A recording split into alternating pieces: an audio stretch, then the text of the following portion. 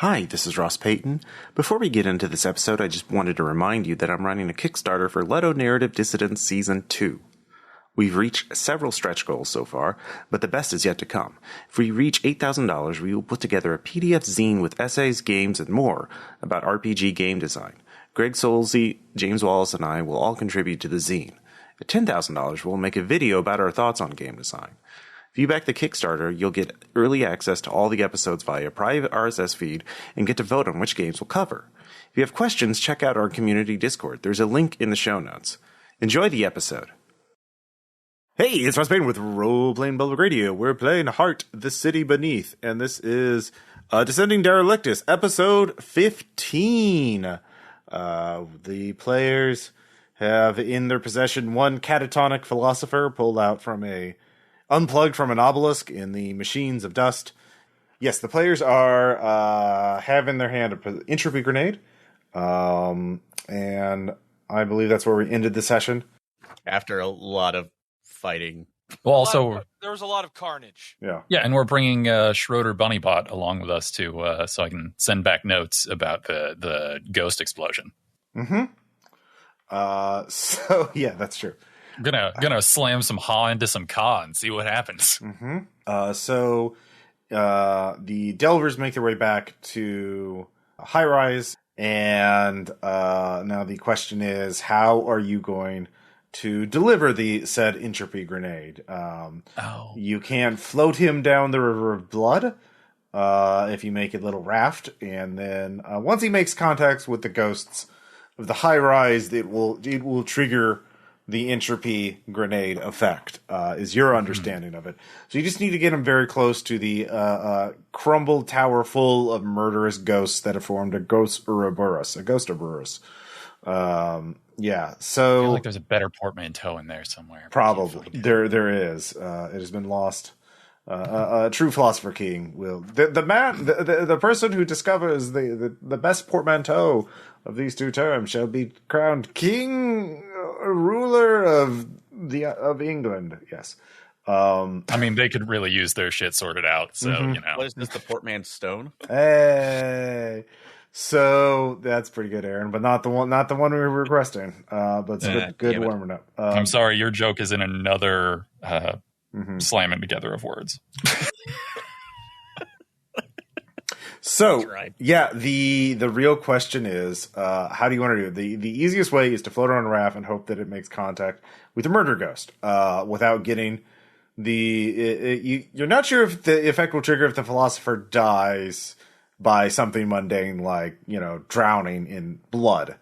For example. I don't want to risk that. Yeah. We went through a lot to get this body full of the opposite of existence. Now you could there are part of the ruins are on land, so you could carry him in and throw him into a window, but of course that could trigger you might get too close to the ghosts and get attacked. Then the other option is to fling or throw it somehow, but how do you throw a full adult body that far again without it being killed instantly upon impact? I don't trust that plan any further than we could throw him. I could probably throw it pretty far. Yeah, so you could do that. The question is up to you. Probably certainly Captain Vernon Blackclaw,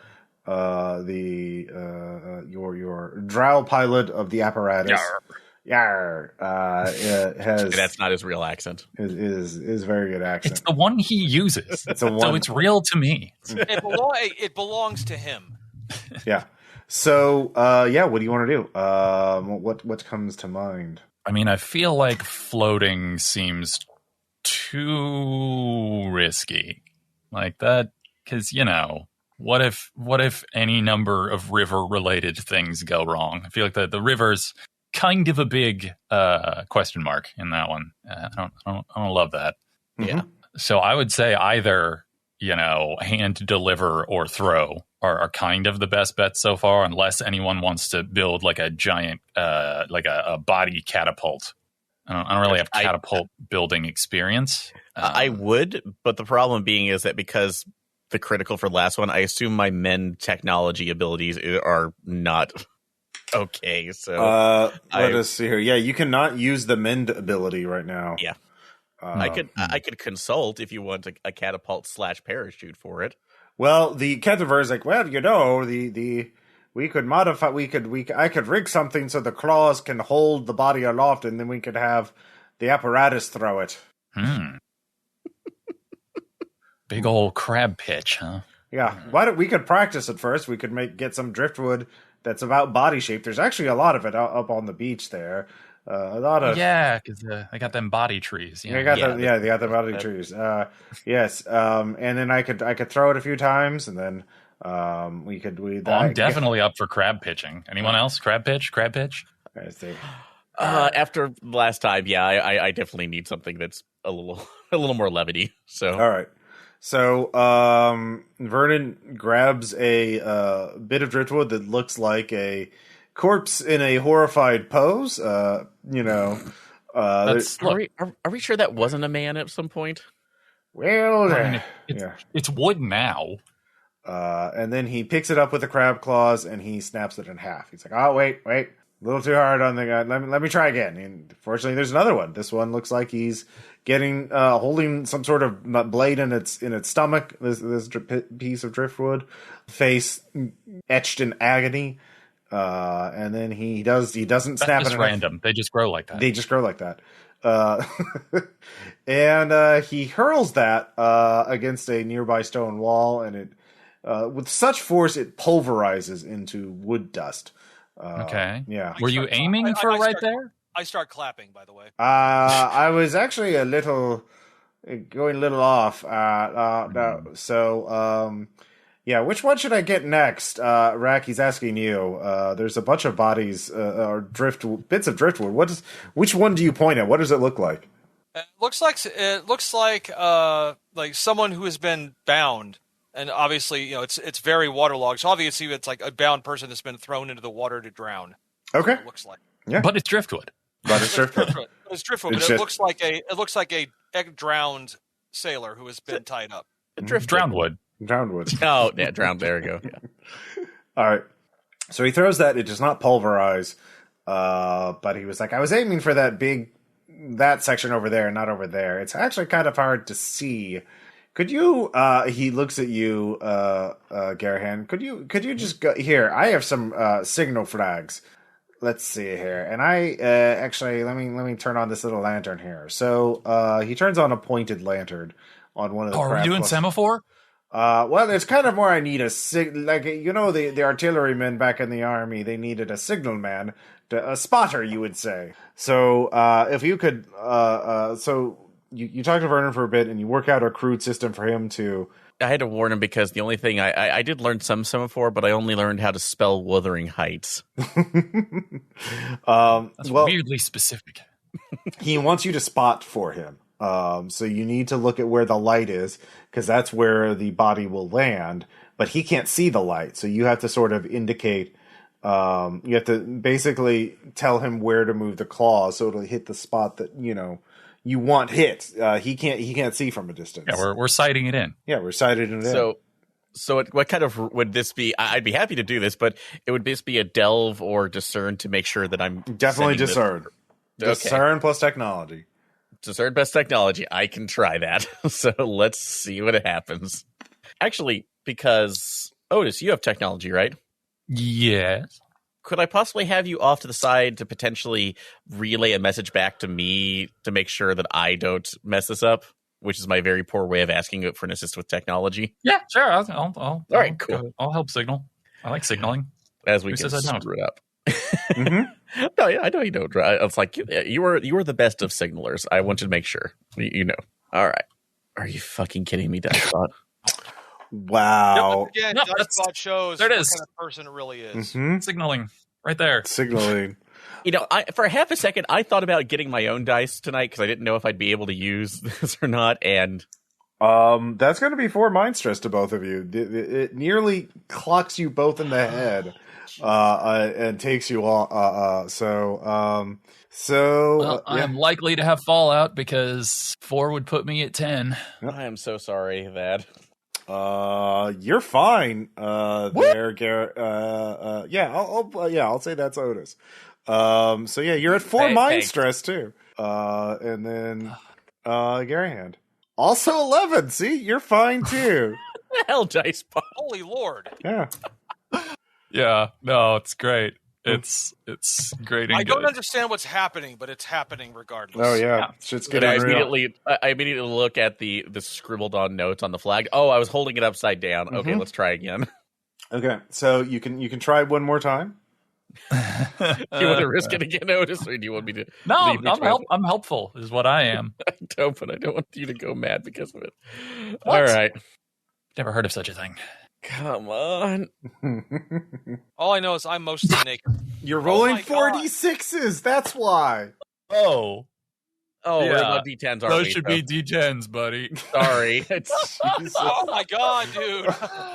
It's been a week. Okay, give me that. All right, I'm gonna keep the first one in because it's that's funny. fair. That's fair. That was too funny. Yeah. Is why. Yeah. There we go. There we go. One critical start. Oh, I'm holding it sideways. Oh, thank you, Dicebot. We've been playing role-playing games for like a week now. It's fine. Role-playing game. Yeah. Switching back and forth between everything. I'm game dumb. of the imagination. The lessons we also use D10s. Shut up.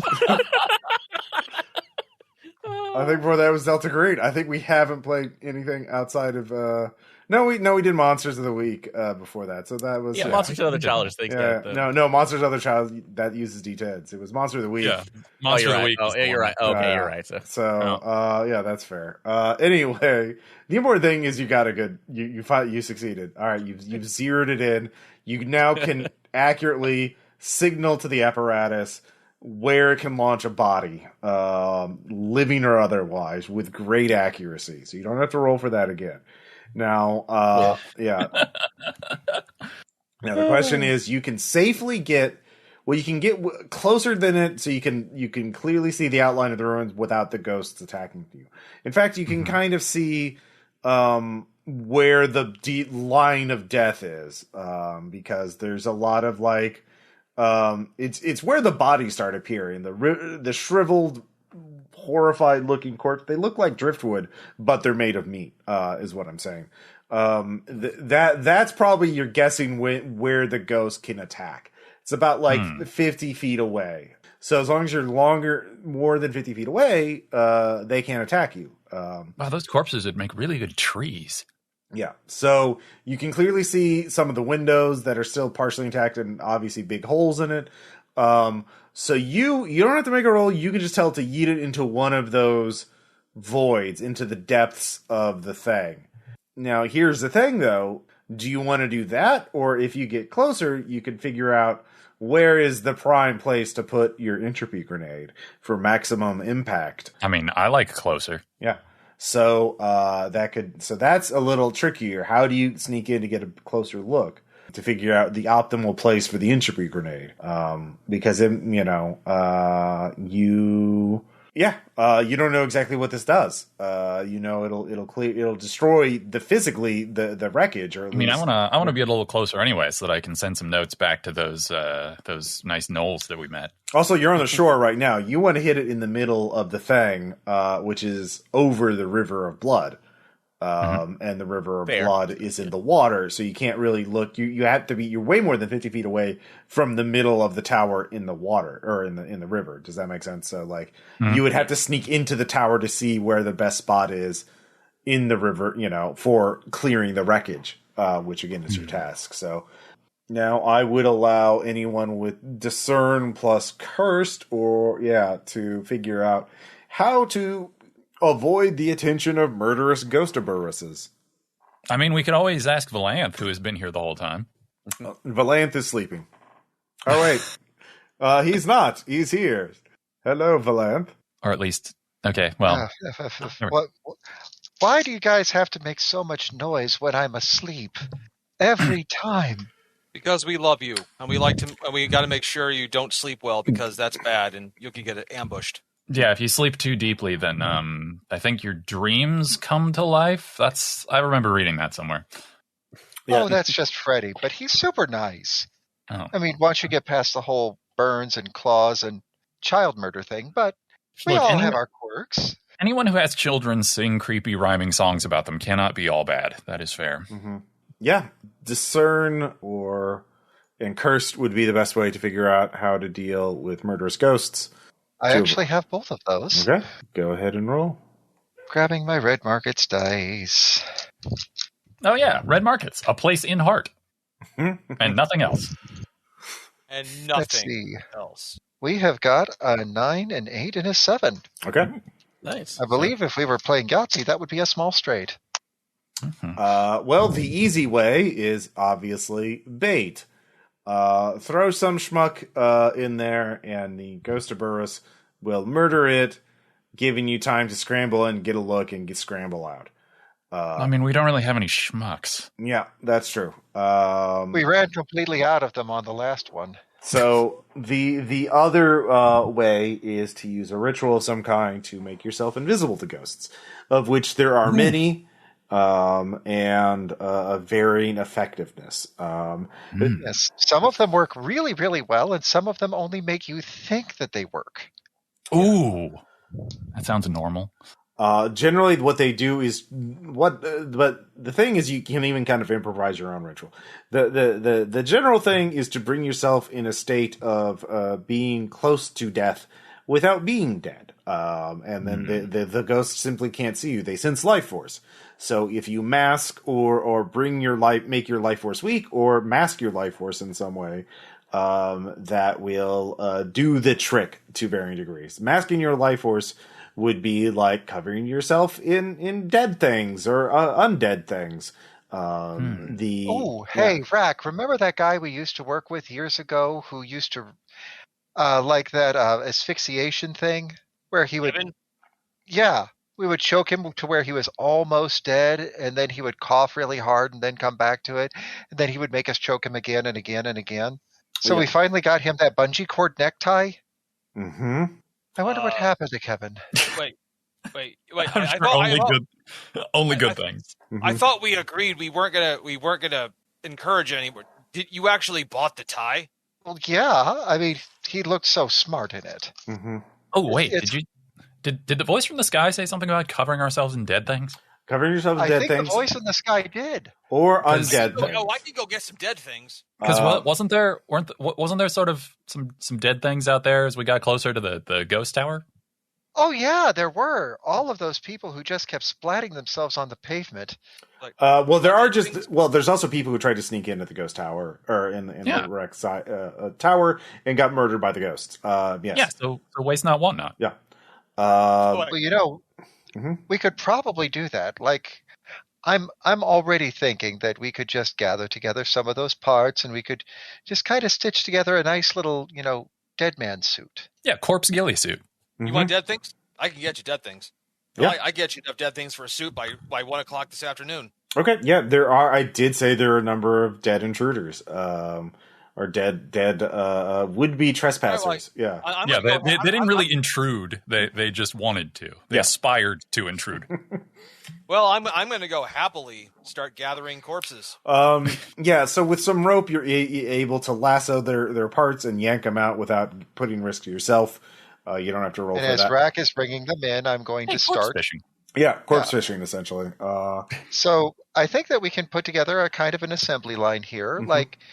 Well, let's be fair. Well, there is one complication though. When you drag the first one in, it starts wriggling. The corpse has been smashed up, but you realize being murdered by a ghost turns the corpse into a mindless undead of some kind. It is not very strong. That's even better.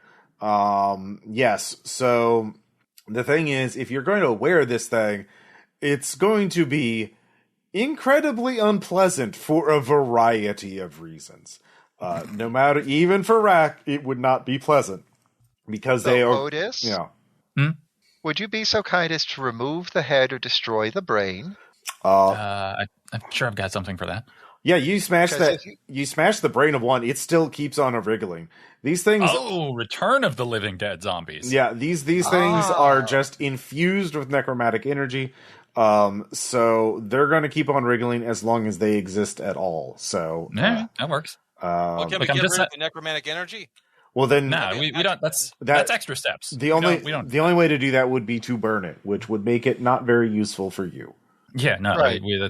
It's fine. The voice from the sky clearly said that dead or undead things could be used to craft our camouflage. Mhm. Like, it's in writing. It is legal. In writing. Yeah.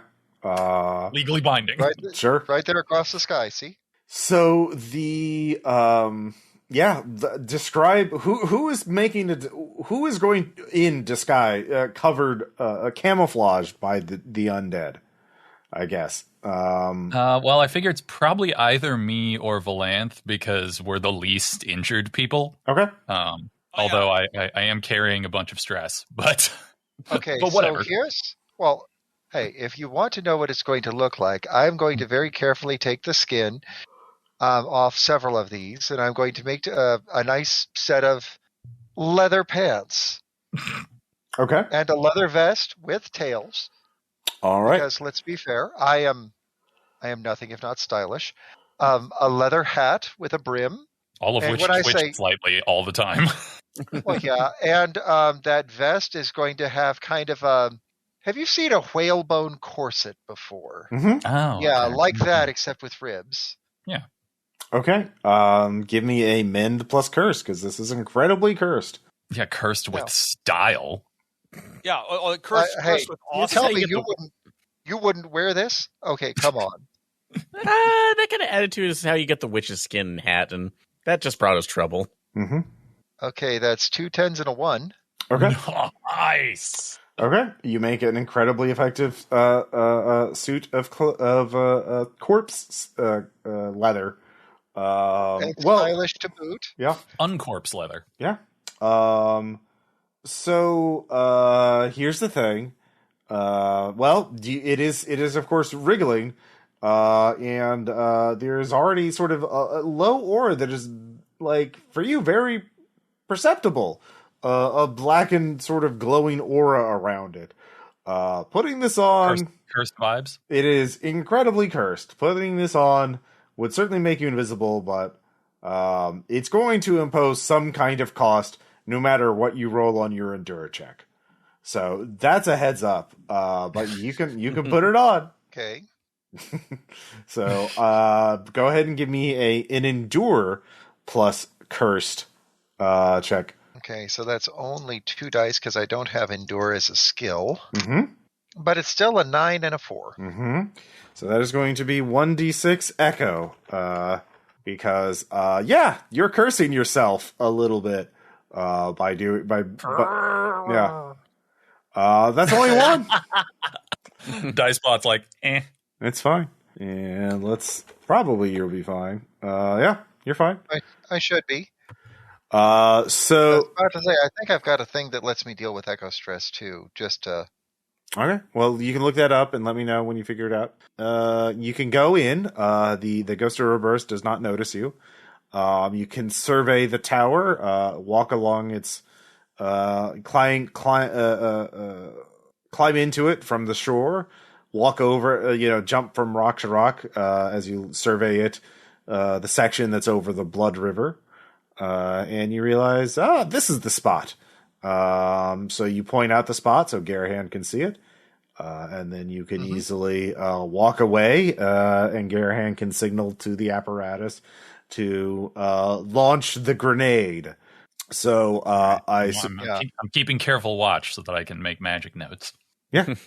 I'll even go a step further. I'll just take a little bit of that lovely blood that just happens to be all around and just put a nice big bullseye on the spot. Sure. Nice. It is very, very noticeable. So you all get clear of what you think is the blast radius. The apparatus lets loose. Where are you guys going to be for this? Are you going to get in the apparatus to do this, or are you gonna like climb up high onto the shore so you can get a better look? I'm gonna go with getting a better look. Okay, because magic shit. Mm-hmm. All right. That's where Outis is going to be. Garanhon, what about you? I assume I'm on the either the top of the apparatus or someplace, so I can give the appropriate signals. Okay. Yeah, you're looking out the hatch. To hanging out, bolting myself to the side so I don't fall off. Okay. Rakk, what about you? Do you guys want me to cover you with the bow just in case? I don't know. I mean, I think I'm fine. Wave, okay. Thumbs up. So where do you want to be? Yeah, I'll be standing by in case of trouble. Well, where? Yeah. Actually, top of the apparatus or a vantage point? I'll be on top of the apparatus. Okay, so you're next to Garanhon, and then Valanthe. Yes, we will sit over there by Outis. Outis, you don't mind if we're there with you, do you? Cool. There's room for us? Okay. I'm making notes. All right. Okay. So two of you are on shore. Join you. All right. So Valanthe and Outis on the shore. The vantage point and Garanhon and Rakk are on the apparatus. So the catatonic philosopher is picked up by giant mechanical crab claws and hurled into his reward, into eternity, into a blackened void. Look, he sought the void, and we're delivering. Yeah, of a wrecked tower haunted by a gestalt ghost, murder ghost, and the unstoppable force meets the immovable object, and two forces of entropy and annihilation make contact with each other, and they don't like each other, weirdly enough, and they react violently into a temporary breakdown of the laws of nature. Of course, it's the heart. It's the heart. You're going to have to be more specific. Yeah. This is it's kind of fluid here. This is a breakdown of the laws of nature, not directly caused by the heart itself. Whoa, mind blown. Exactly. So everyone perceives quite precisely. Everyone perceives the event differently. What you can all agree on is that there is some sort of shockwave. The river of blood floods the nearby and gushes forth. The crab has to cling on, so we'll have to deal with... but everyone gets to see something different. So first off, Garanhon, what do you see? At first, it just seems to be more of an amorphous blob of just pure energy. Mm-hmm.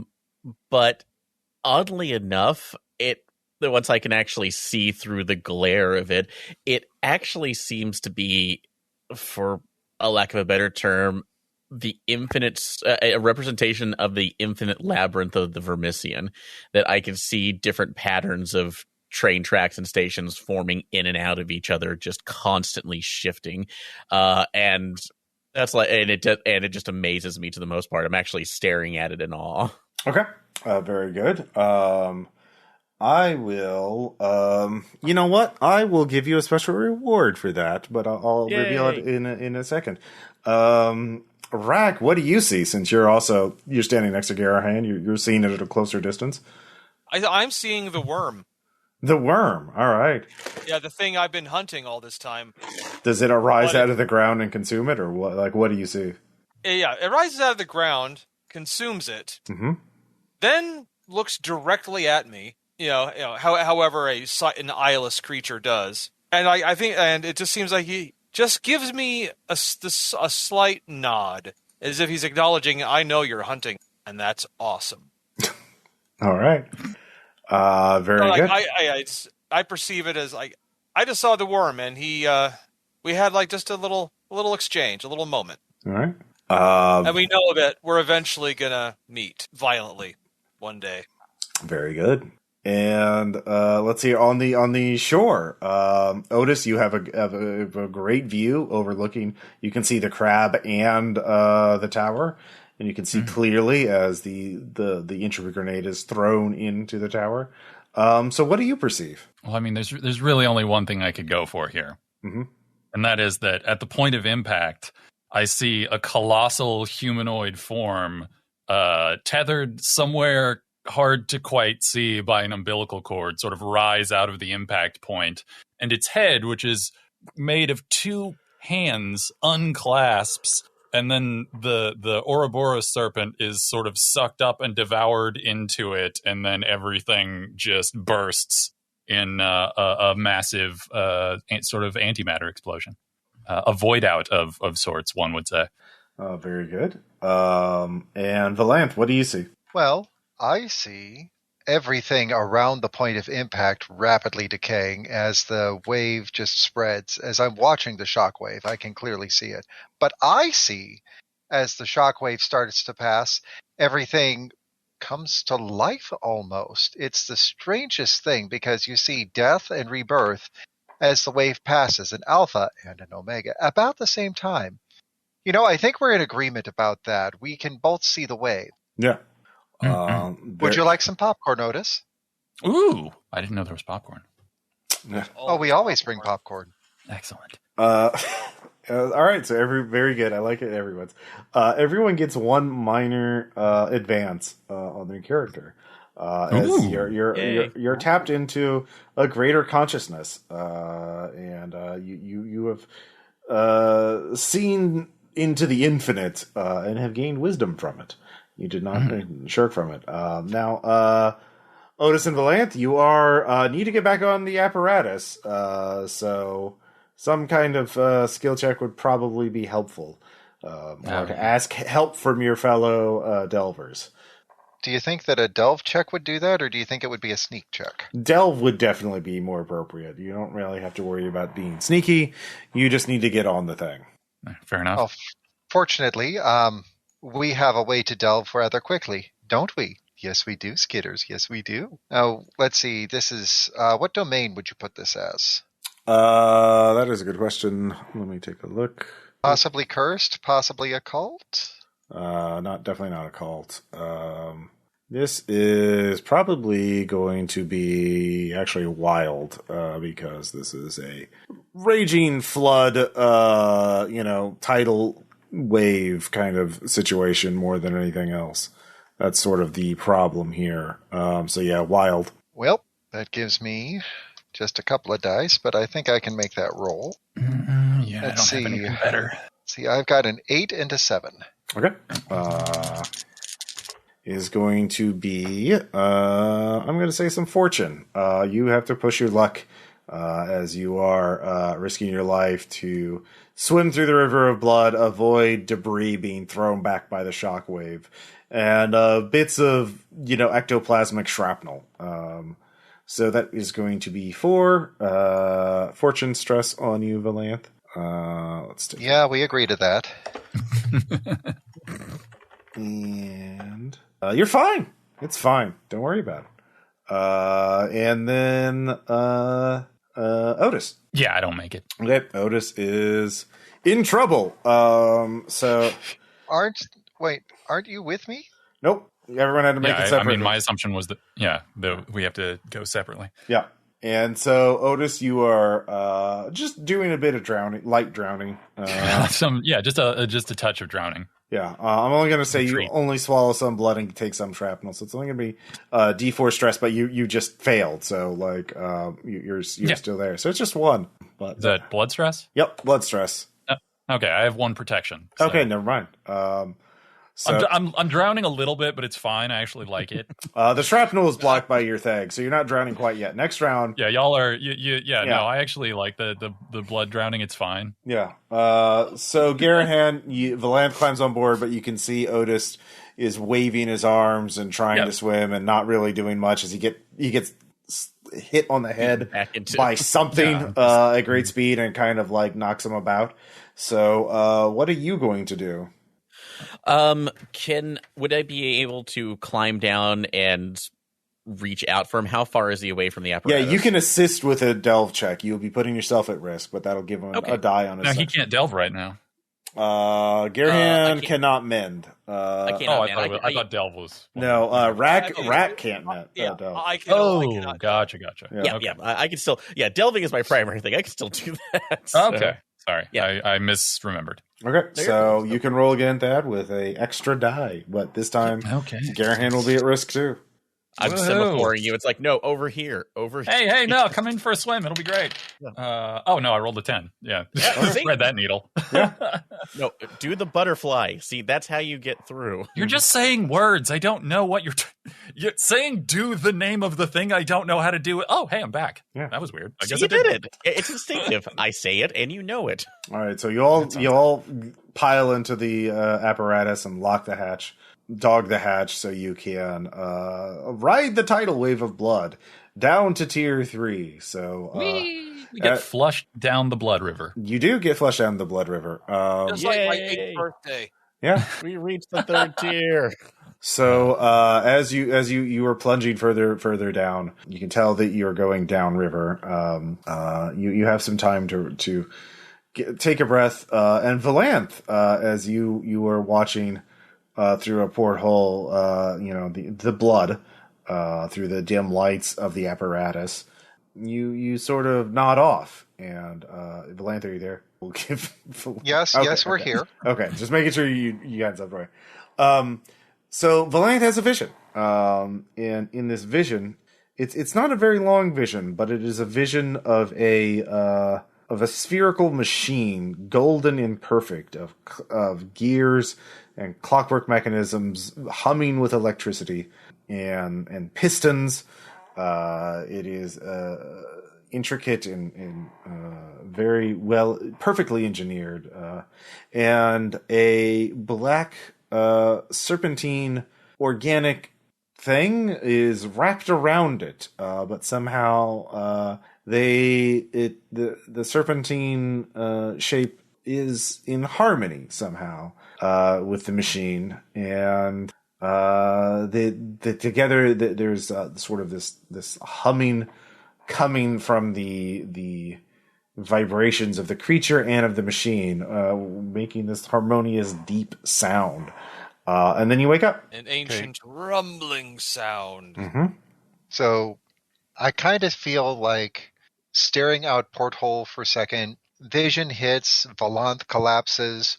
The second that is noticed, catapult nightmare, like awake, suddenly just spring back up to my feet.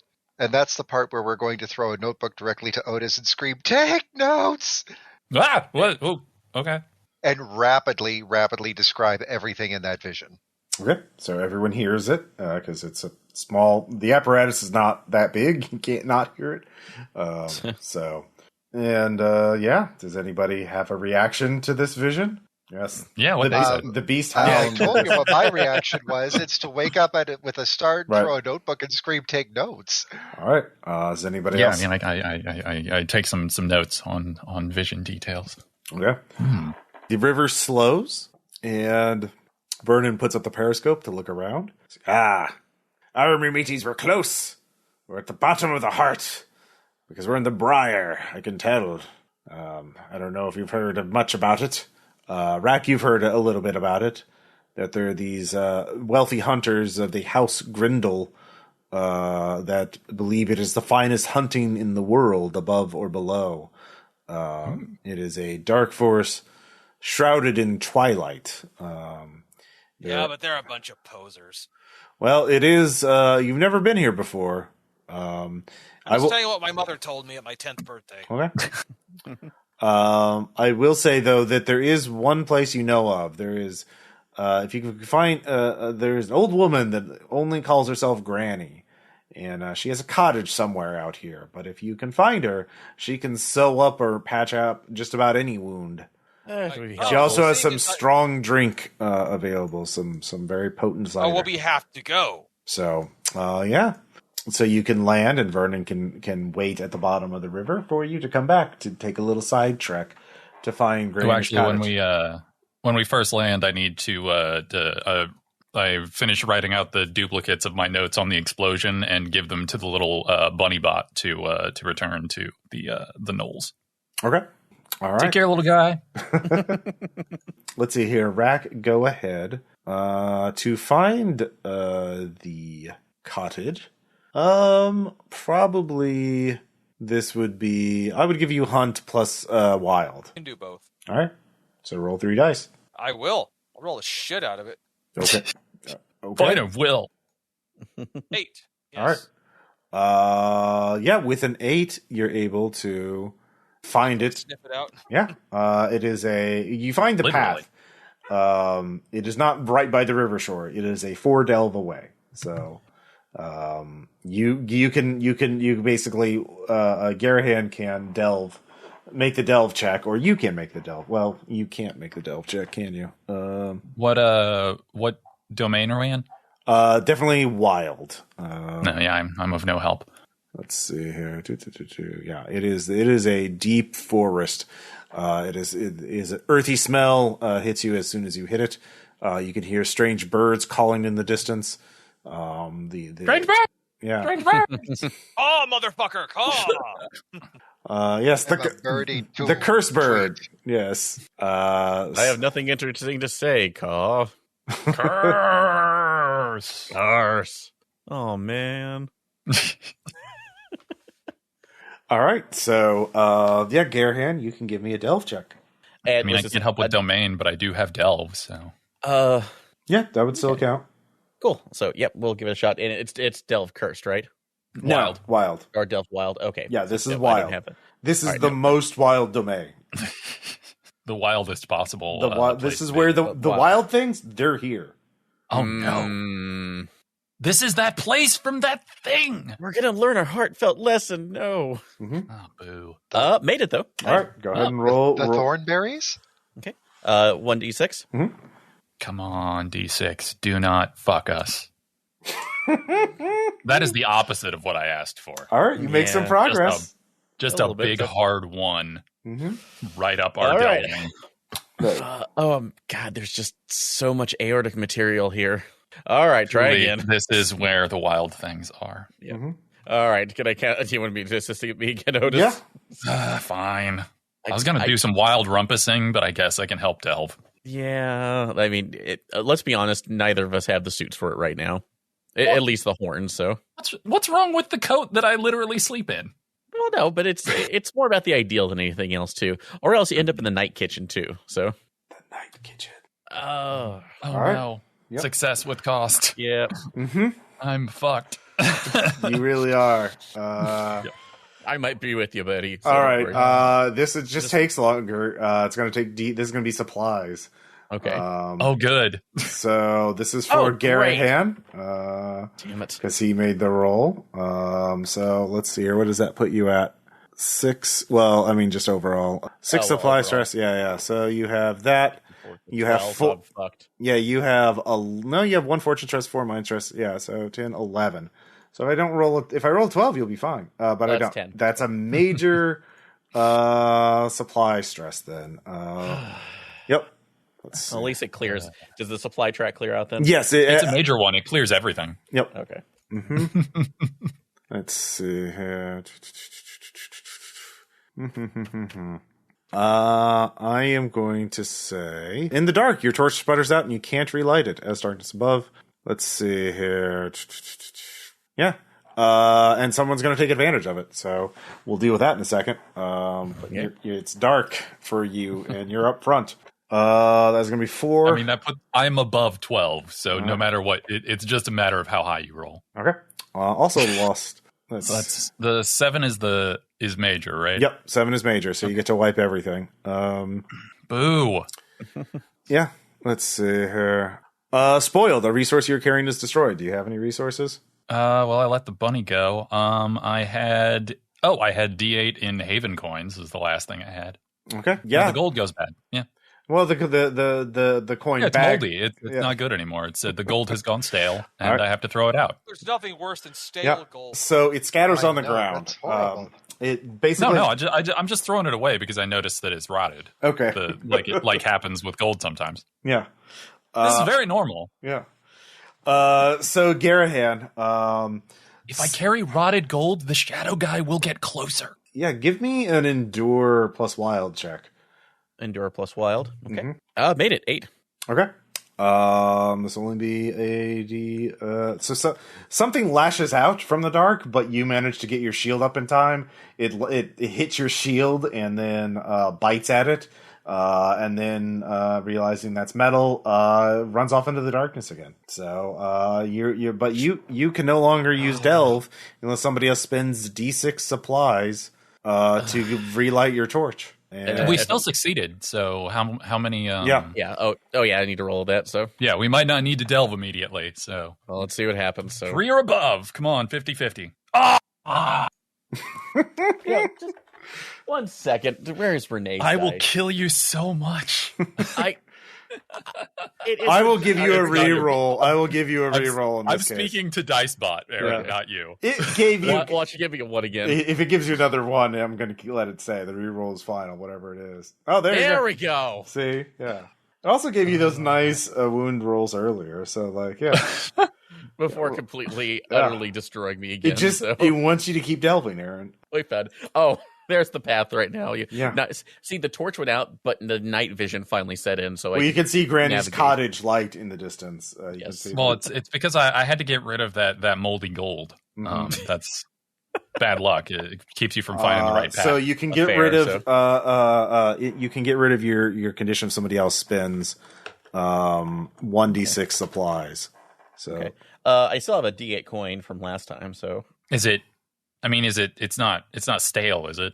Is it moldy at all? No, he only got 1. I gave you different supply stresses. Oh, okay, then that's fine. Yeah, I'll give you some torch stuff. Then. All right. Yeah. Well, thank you. Let's see what that does to that. Bad man. I don't foresee anything bad happening. It's fine. It's fine. It's fine. Yeah. All right. Thank you. 6 supply stress. Mm-hmm. You're just at 6 now. What? Oh, that's my advance. So yeah, sure. Okay. Well, what? Well, I mean, roll the. I did. I rolled the 7. Okay, I didn't see. Sorry. Yeah. Sorry. Yeah, we're good. It's fine. It's cool. Yeah. So you all stumble in after being attacked by something, and get in there, covered in burrs.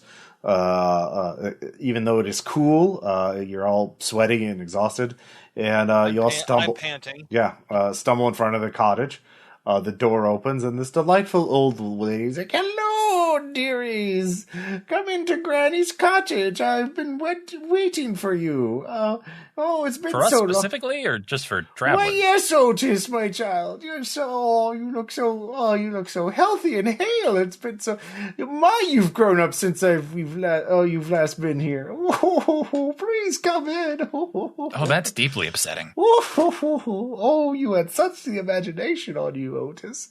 Oh, you actually do have memories of her, Outis. Right, but my memories are fake. Yep, but here, but all of my memories are fake to a certain point, and I know kind of that I don't like. It's okay, Outis. Hang on. Do we remember her? No. Okay, Outis, it's fine. We don't remember her. We don't remember her, so it's okay. I turn back to the shadow that's following us at a distance. Hey, do you remember her? Yeah. It does not respond, weirdly enough. It doesn't remember her either. I'm guessing she doesn't smell familiar to me. Do you go up to and sniff her? You're sort of further in the back of the group since you weren't scouting. I mean, I don't want to be rude. Okay. So you go in. Wait, is she human? Yeah. Okay.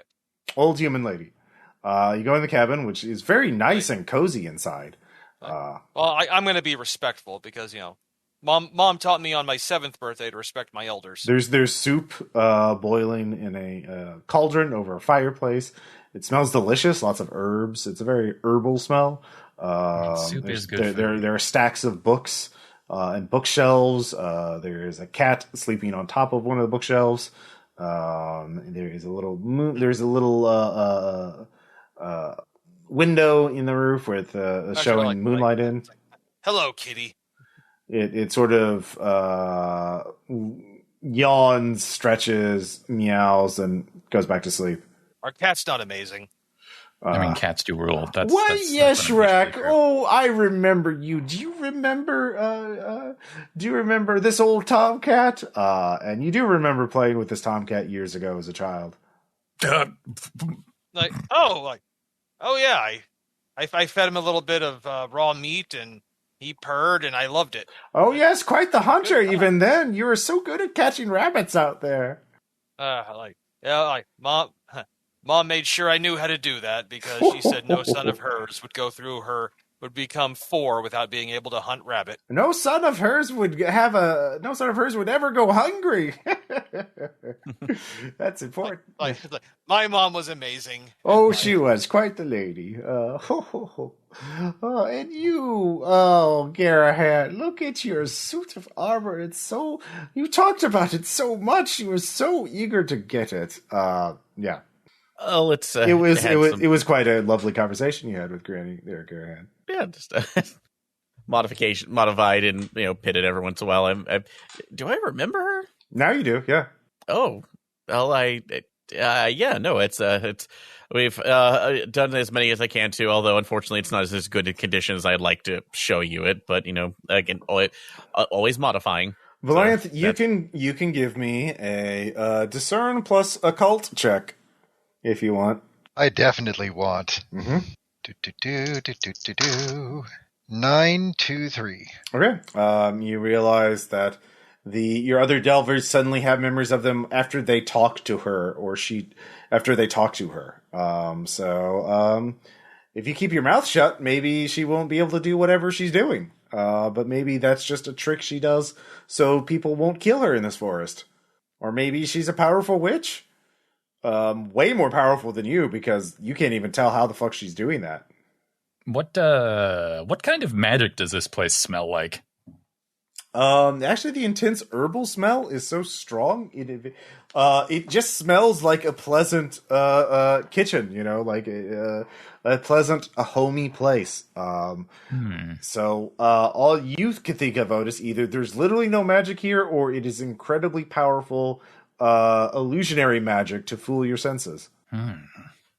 So I'm going to click my tongue twice so that the spider comes right out and perches on my forearm. Mm-hmm. I'm going to look directly at the old lady, and I'm going to say, Skitters, I think we're on to her tricks, aren't we? Yes, we are, buddy. But before she says anything to us, I think she ought to remember that the thing about drow is that any matriarchal figures in our lives aren't exactly nice and pleasant, so actually getting into our background and insinuating herself into our lives would actually mean that she tried to kill us at some point, which would mean that that's not a safe thing. So I think we're just going to keep talking to the spider and not talk to the old lady. Okay. Yeah. I'm going to say all of that while making the direct eye contact to her. I know what your trick is. Okay. She tactfully ignores you. But Valanthe, you realize you cannot access her as a healer if you ignore her. You can sit there and just not be healed if you want. But very soon, Granny gives each of you a bowl of soup. Which you can eat or not. It seems to be actually a stew with little bits of potato and carrot and beef. Well, some kind of meat. And it smells delicious. Yeah. Worrying about what the meat is never going to enter my mind. Yeah, that's not really a Rakk problem. Aaron Moore's like, is there honestly, at this point, it's not even a living with Rakk problem. Yeah. It's a case of look around, count our companions. We know everybody that is here. All right. Eat. Valanthe, you do not get a bowl. So, yeah. Oh, wait, so my chef's taste, how is the soup? Oh, it's delicious. I definitely compliment her on that, for sure. Oh, dearie. Oh, look at you. Look at your poor injuries. Oh. Outis takes some stew, but he's staring out the window at the shadow man that's following him the whole time, so he's only kind of paying attention. Mm-hmm. So yeah. Airhand's incredibly hungry and just kind of goes for it, despite the fact that this might be orphan. Mm-hmm. Outis, dear, you should probably eat the stew. I'm eating it. There's just, I'm making sure it doesn't get any closer. Outis? Yeah? If you eat the soup, the shadow man will go away. I'm eating. See, this is me eating. I'm just making sure. If you want to use her, she makes a fuss. It's like, what did you bring, Granny? If she can mend you now to heal a critical injury. That's a major thing. So you need to spend a D8 coin resource to turn it down to a minor, and then a D6 to get rid of entirely. Okay. And that definitely, I'll just go ahead and spend that to make sure I can downgrade that to a minor. So does that mean I can actually use mend, or is that still? So if you can just downgrade it, then that will. I'll tell you what it'll turn into. Fallout. An annoyance. An annoyance. Yes. I don't believe I'm sitting on any Fallout anyway, so I think you do have one, the Ravening Call, but that is a minor one, and you also have Despair Religion. Yeah, we can turn that into Battered. You can deep fry yourself. Yeah, that'll downgrade it to Battered. Offensive actions you make in combat become risky. Any actions require fine dexterity out of the question. You can use mend. You can make repairs, but so that'll turn it down to Batter. But combat becomes risky as your wounds. So is that all combat becomes risky? Offensive actions. You can still defend. Okay. But you can go. Granny says, I've been running low on berries, and of course, I could always use a good pelt. There's plenty bounty out in the forest if you need more. If you want to help poor Granny. We'd love to help you. It never hurts to help. Like Until my mother taught me on my first birthday. Okay. At this point, since hopefully it would not be as big an issue, although something did absolutely attack me in the dark. So, well, you're a clever boy, Garanhon. You and Rakk could make a trap to catch some game. We can absolutely do that. I love to catch game. Garanhon, why don't you stay here? Rakk, why don't you and I do that instead? Don't you think that would be a good thing for me and Rakk to do together, like we always do? Well, you know what? I can actually see if I can.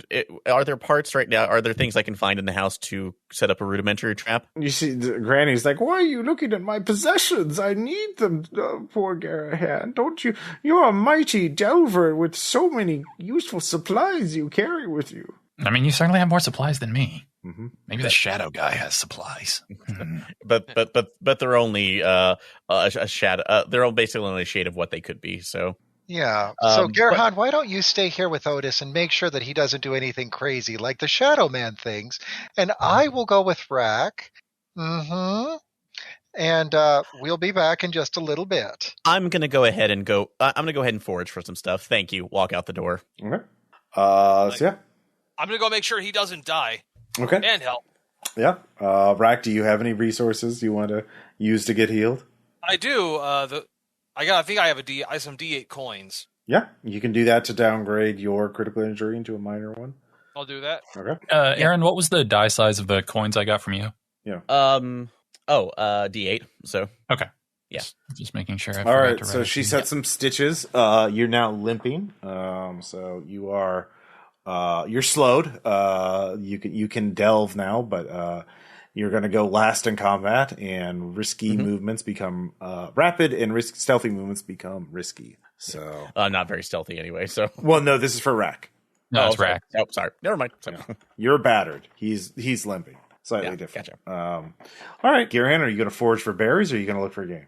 I'll go and forage for berries just to be a little bit safer on that. So all right, and would that be a delve check or discern? That would be discern plus wild. And Rakk, you're with him. Nope, not finding a thing. Rakk, are you assisting, or are you going to let him do this on his own? Just watch. I'm assisting, of course. All right, okay. Roll one more d10. I'm one away from grabbing Renee's dice. All right, I'm not going to give you any follow-up for this one. Thank you. Because you find berries. You find berries that are green, and you find berries that are red. You realize... Hey, Christmas berries. Yeah, some of these berries are poisonous. Crunch berries. Some of these are poisonous. Some of these are delicious. And obviously, if you take them to Granny, just all of the berries to Granny, she is probably not going to accept them until you get a feeling she's not going to just accept them unless you only give her the right berries. So you're going to have to either guess green or red, or figure out some way to test these berries. Use wild to determine. Okay. Okay. If you make this test, though, that means you're going to eat them because you're so sure of the results. So I would allow hunt plus wild for you, Rakk. But you're right. I'm going to give it my best shot. Like, sniff them. Like everything I've learned growing up.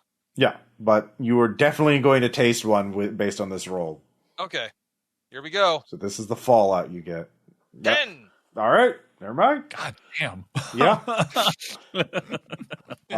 With a 10, you find 2d6 worth of berries. Oof. Yeah. So For the listener's benefit, he rolled a 10, a 2, and a 1. Yeah. Thank God that wasn't risky. By the way, which color was the delicious one? It was red, of course. That was actually what I was going to just try randomly, but it works. You know, the reality is that they're both delicious. Yeah. One will kill you, though.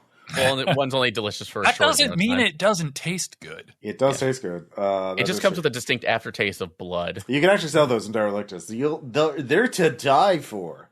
Exactly. I was going to make that pun, but you beat me to it. Keep some poison berries. We could use them for things. We'll put them with the boysenberries. So there's the boysenberries and the poisonberries. Yeah. But I'm actually gonna hug Garanhon. Like, look, you found those berries and they're awesome.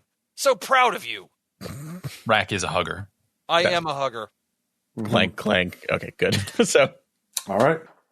So meanwhile, clank, goes trolley. Yeah, Outis, you're half-eated, very slowly eating your soup. And watching nothing. I'm intermittently making distance estimate notes to see whether or not the shadow guy who's following me has gotten any closer. Give me a discern plus wild check. 7. Okay. He could be close. He could be close. But is he closer? Like, that's the thing. He's about the same distance. Yeah, but is it suspiciously the same distance? Oh, it's very suspicious. I agree. Voice from the sky. All right, so the three of you, or the two of you, come back with the 2d6. You're able to. Granny does accept that to fully heal you for the battered and limping. And you can head back to the ship. Thank you, Baba Yaga. I mean, Granny. Anytime, dearie. Tell your family I said hi. I'll be visiting them soon. Oh wait, don't count your spoons. Upon leaving, I'm going to hug her too. Oh, it was so nice to meet you again. Yes. It's like I vaguely remember you from my second birthday. Oh, we'll have many. We'll celebrate your next birthday together. Like, that sounds awesome. Yes, Skitters, they're inviting her right on in, as if they have no clue in the world as to how powerful and how insidious this one could be. No, I know perfectly well. That's fine. She's a lot of fun.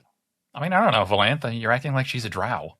I'm kind of hoping I hit my zenith, zenith before I do that, so I don't have to worry about that. So, I'm not going to make you roll to get back to the ship because it wasn't very far away in the first place. Although it would be fun for you to roll 2 more ones on your dial check. Ross, well, yeah, please stop. You continue on as you are going down the river. Rakk, you all have to take turns, sort of manning. Who's going to be on watch? I guess we could roll to see you're all on watch as you're going through the river. I can take first watch. Okay, so Outis, I gotta see how well that shadow guy can swim. All right, yeah. Give me a discern plus wild. No, he's water skiing behind the craft. 6. All right, 6 and 1. So okay and no. There is definitely something large approaching the crab. The water's shallow enough you could not fully submerge, and but it is rather wide. And the water or the thing that's following the us? Water is wide. The blood river is wide and shallow. But the thing that's approaching you, it is actually. It took me a second to notice because it's actually similarly colored to the river of blood, but it's rather pinkish rather than like full red, dark blood red. This is and you're like, what the fuck is that? And then it looks like an organ of some kind, but very, very large. A boat-sized organ. Hey, Captain, should we be expecting large organs floating down the river? What? Me mateys, all hands on deck. To battle stations. It's the organ pirates. I heard about them. right shortly after the River of Blood broke free from the God of Corpses. Some of the organs fell out of the god, and some scallywags jumped on board and claimed them as vessels. I mean, law of the sea. Yeah, that scans. Yes, but then they, no one knows how many there were. And then they all got swept downriver, or they were chased away by Zardoth's cult. I thought they had all perished, but clearly one of them is, at least one of these vessels is nearby. I've heard of them. What was the captain's name? Captain, he looks at you, Garen. Was it Captain Beelzebub, matey? Captain. Oh no, I thought not Beelzebub too. It was Captain Lucifox. Lucifox, yes, Captain Lucifox. Yes, that's Captain Lucifox's kidney. I think, or maybe it's the stomach. Well, the God of Corpses had a lot of organs no one could identify. Stuffed with organs. Yeah. Yes. Just pumped full of god meat. Yes. He's undoubtedly spotted us. So we could either try and parley with him, or we'll have to. Well, he'll definitely want some sort of tribute for us to let him pass. For us to pass, or it'll be a fight on our hands. Yes, there's many weapons you can man, of course, on board the apparatus, but I don't know. I'm not going to force you into a battle you don't want to do. So yeah. I don't know. I mean, we could. We're not going to reach the conductor if we don't at least clear a path. So I mean, I'm not against trying to make friends with organ pirates. Like that sounds interesting. Yeah, I'm kind of averse to making friends with organ pirates. Just throwing that out there. I mean, maybe if it's not our organs, it's not as big of a deal. Well, I mean, they're just in an organ. That doesn't mean they're pirating other people's organs. That's just linguistic slippage. Also, I could get us some organs if we need some. Also, it might not be as bad of a thing, too, because I have replaced the majority of my parts with steam-powered. It's like apparatus. Did you save the meat parts? Why would I need to? Did you save the meat parts? Well, no. I obviously went to donations of other sorts, so I believe in gifting back to the community, obviously. Yeah, I guess that makes sense. Yeah. Okay, so you're going to try and parlay? I'm up for parlaying. Yeah. All right. If the laws pass, absolutely. All right, so they raise the crab claws and give the semaphore for parlay. A well-respected code. That even send back the signal for Wuthering Heights. Crab flag code. As the indistinctly amorphously shaped organ gets closer, you can see there's at least a dozen guys on it. Desperate souls, clearly. Human and drow and gnoll alike. And it is clearly hollow inside because people are clambering in and out of some, ventricle or aorta or something, or a sphincter. The word you're looking for is sphincter. And they've mounted a ballista on it, and some other makeshift weapons. It's about the size of the crab, actually, of the apparatus. So Captain Lucifox, they set anchor near you. The crab, sinks its legs into the soft ground of the river, so you two can talk, and they see the five of you there, and they're like, "Well, we outnumber you. We clearly, if we'll make this easy for you for our tribute. Give us the one in metal, and we'll let you pass. We can hack off the limbs and make them into an engine. We can mount it. That's stupid, and you're stupid for saying that. Hey, hold on. So, I appreciate coming to my defense. So you should actually give us that one as a member of tribute. Yeah, I appreciate you coming back as my defense, but sirs, I do want to let you know that biological engines, despite the fact that they seem good right now, are actually highly inefficient. What? What's better than no engine? How long has your engine been out? We haven't had an engine. It's an organ. We've been using rows and sails. Oh, and we can't get upriver. We can't get enough force to go back upriver to where the bounty's easier. This force is terrible. We've been poaching more than pirating. I mean, that is sad, but I was going to offer that maybe we could help you with your engine, but I feel like wanting to cannibalize one of our friends is not really a great opening bid for that.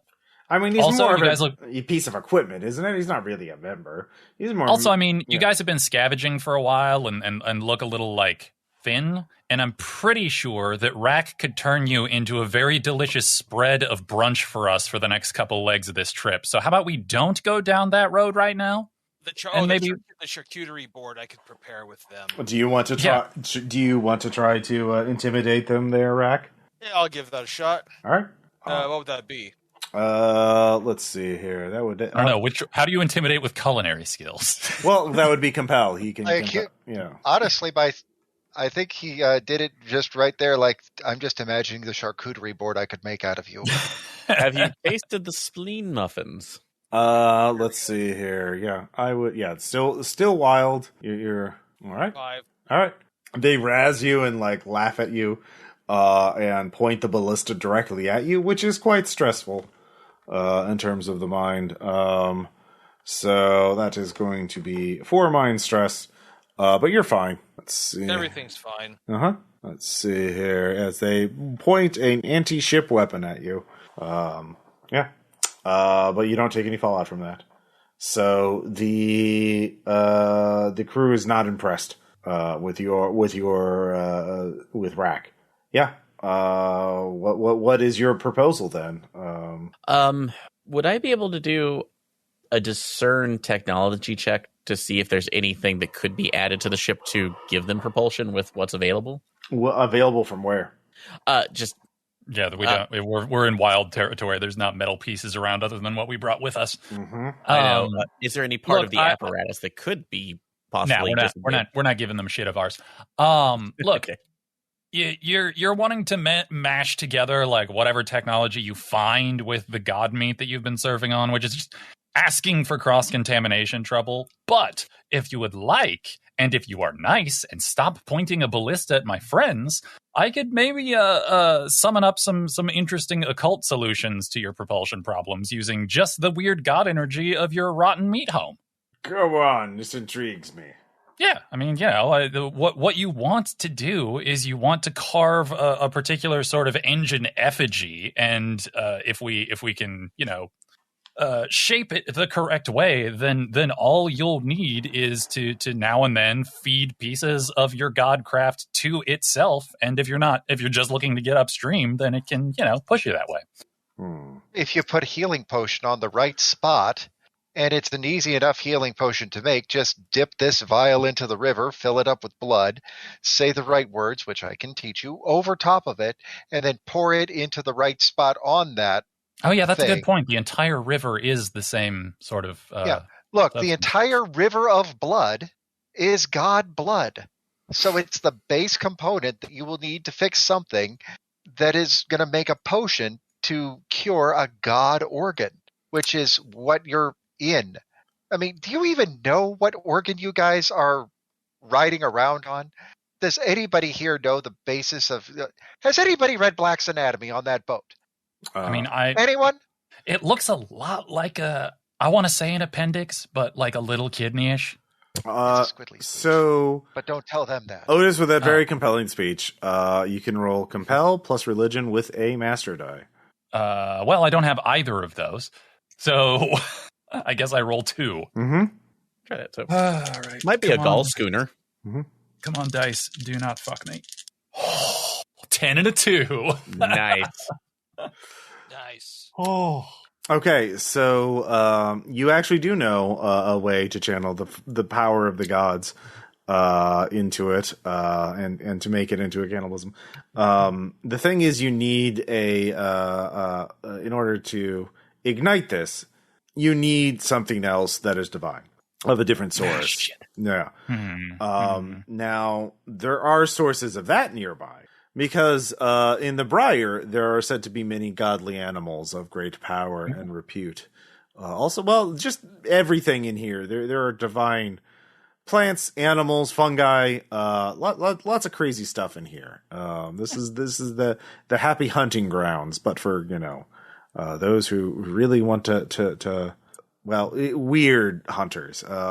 So they will stand by.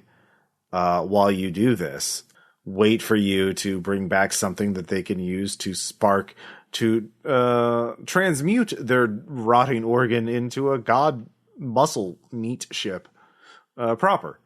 Yeah, all right, sounds good to me. Rakk, you up for a trapping god game? Yeah, it sounds fun. So yeah, you can all. I mean, do we all want to go, or should like one or two of us stay with the apparatus in case they try to backstab us? Well, you could take some of them with you. That way, it'll still be even. And I can button down so that they can't easily shoot at me from underwater. They know that I'm bound by my word to get you to your destination, so I'm not going to leave on my own. Also, I don't want to be here by myself anyway. It's dangerous out here. So I'll tell you what. Why don't I stay here with the needle and the thread? I'll start sewing up a couple of these rents so that by the time that you get back, all we have to do is quick little ritual and off you go. Out of character, it would be better if all the characters go in the next encounter because I don't know how long it'll take. So yeah. Okay, fair. It will be a hunt. It will be a whole thing. So we're hunting god stuff. It's not easy. Yeah. So you all get ashore. You have 3 of the pirates with you to make sure you aren't trying anything funny. And also they do want you to succeed. I do too. I'd like to see what happens. Yeah. So, Rakk, you're the expert. What kind of god thing do you want to hunt for? It can be a plant, animal, or fungus, or some sort of mixture thereof. Oh, it's it's like an animal fungus, like a big predatory fungus animal. I was going to say a mushroom jackalope. Okay. I like it. Yeah. Mushroom jackalope. Yeah, you know what? Mushroom jackalope. Mushroom jackalope. That's a good band name too. Yeah. Yeah. I love their first album. It'll you realize the mushroom, the fungal element will mean it'll graft well to other things, especially decaying flesh, and jackalope will give it speed. So yeah, you just need to pick up the trail. The impromptu hunting safari breaches the woods, breaches the Briar. The 7 of you, 4 of you plus 3 pirates, head into the underbrush, following Rakk as he looks for the fungal jackalope. Mushroom jackalope. Yes, sorry. It's still a fungi. Yeah. Oh, yeah, but the mushroom is more specific. Because it's not a slime mold jackalope. That wouldn't be useful here at all. Oh, I meant FUN space GUY. Like this jackalope is going to be a barrel of laughs. God damn it. So, give me another hunt plus wild check. Do it. Oh, yeah. Nice. It's very good. So, you are on your way, and as you actually see there's another trail that comes to a fork. You're beginning to notices a fungal growth off to the right, but to the left you see footsteps. And you realize those are very clearly defined footsteps. Very blatant, very obvious, and you realize you've seen this type of footstep before. You've seen these prints before. They're very familiar to you. You've met this person before. Oh, really? Mm-hmm. Who is this person? It's someone you've met. It was not in Derelictus. You spent some time around with them. Who was it? Who did you meet outside of Derelictus who wore hunting boots? Personal or professional? What? It was not too long ago. Would it be that really, really big lady in that one cabin? Oh. So yeah, you mentioned this to Rakk, and Valanthe, that it is the blinded hunter, and you believe she clearly left a path for you to follow. Right? Well, I see no reason not to follow it. So you she seemed chill. Oh, she was super chill. Mm-hmm. You follow it for a ways, and it starts going. The path starts elevating. You're going up a cliff side, and there's a tree near the top of the cliff of the hill, and you can see it'll overlook the valley of a large swath of the Briar. And as you do that, you can see her standing alongside, leaning against the tree. She seems to be surveying it, the Briar, although she is blinded and wears a blindfold. But she seems to act as though she had sight, or she is very keenly aware of you. She turns to nod at you, Rakk. I knew we would meet again. How? It's been a while. It has, but I'm glad you are here. I believe I have found the trail of the thing you hunt. You know the worm? Yes. In that valley below, I believe you will find its trail. In fact, you can see it between those two trees down yonder because the third has been knocked aside. I believe its lair is in the middle of that section of the Briar. Only you can approach it safely, I believe. Only you have the weapon that can slay it. Got the spear. Yeah, the spear manifests out of the pocket dimension in which you held it. Whoa! Yeah. I forgot about that. I didn't. It radiates with power. Yeah, some of my blood's in there. Yeah, it is. What does it look like, Rakk? What does it look like now after it's been inside the pocket dimension for a while? I think it was made of bone and metal. It's it's essentially bone shaft, and the blade looks like obsidian, but obsidian looks like it's constantly wet with reddish liquid all the time. What do you want to do? Like, hey guys, she says the worm's down there. Oh. So I mean, You are showing remarkable restraint that you haven't gone running down there yet, and I applaud you for that. yeah. Like 12th birthday. So, I mean, I really, really want to. I know, and Oh, no, I told you got your that big I would worm. help you. You got your big worm killing fork, so I do, but I don't want to abandon you guys. Rakk, I will go with you. I told you that. I'll stay in range to where I can see it. I'm going to make it start spitting blood, and as soon as I do that, you take that fish fork and you stab it right in the heart. Or the brain pan, or the kisser, or wherever it is you're going to stab it. Have you figured out where you're going to stab it with that thing yet? I'm going to look at everybody like, hey, would you guys all like to come help me kill this thing? It'd be awesome. If you absolutely need if you do need assistance, you've done as much for us. So I mean, yeah, that is kind of what we do. Hey, come on! I couldn't. This is everything I've been working for. To come there and not have you guys there would just feel empty. Big group hug. How can we not? Okay. Outis, are you going to blast it? You know you want to blast it. I mean, yeah, I can try and light it on fire or blast it with the air blast stuff. You know, there's options. I do, guys. I don't. What about the pirates there? Yeah, they're kind of like confused. They're sort of a bit intimidated by the tall, blind hunter lady, who has a very large, assortment of weapons on her. But yeah, it's okay. We're going to get the jackalope in a little bit. Yeah. But he's been stalking this thing for ages. This would be like you guys finding, what's his name? Okay, this would be like your captain finally finding the great white corpuscle that he's been searching for all of these years. You know, the one that took his, what limb did he replace with the appendage? I mean, I was going to make a One Piece reference, but that's just me. I think it was an elbow. I'm going to say elbow. One of the pirates says. Just the elbow. It was the forearm was fine, but the elbow was unsalvageable. No. Yes, remember when he replaced his elbow because the white corpuscle took it away, the great white corpuscle? Oh, now he's got the easy flow elbow. Yeah, he's got the easy flow elbow. All right. Only like three people in the world have that. All right. So, yeah, probably the thing is with hunting this creature or approaching its lair is that you can't really do a group stealth check. The others can be nearby. If you want to get close to the lair, get eyes on the lair, you'll have to make a stealth check, a stealth plus wild check, of course. Respectful distance. Yeah, that's. Only running in until I actually are needed. So. All right, so Rakk, you do get a master die for this. Okay.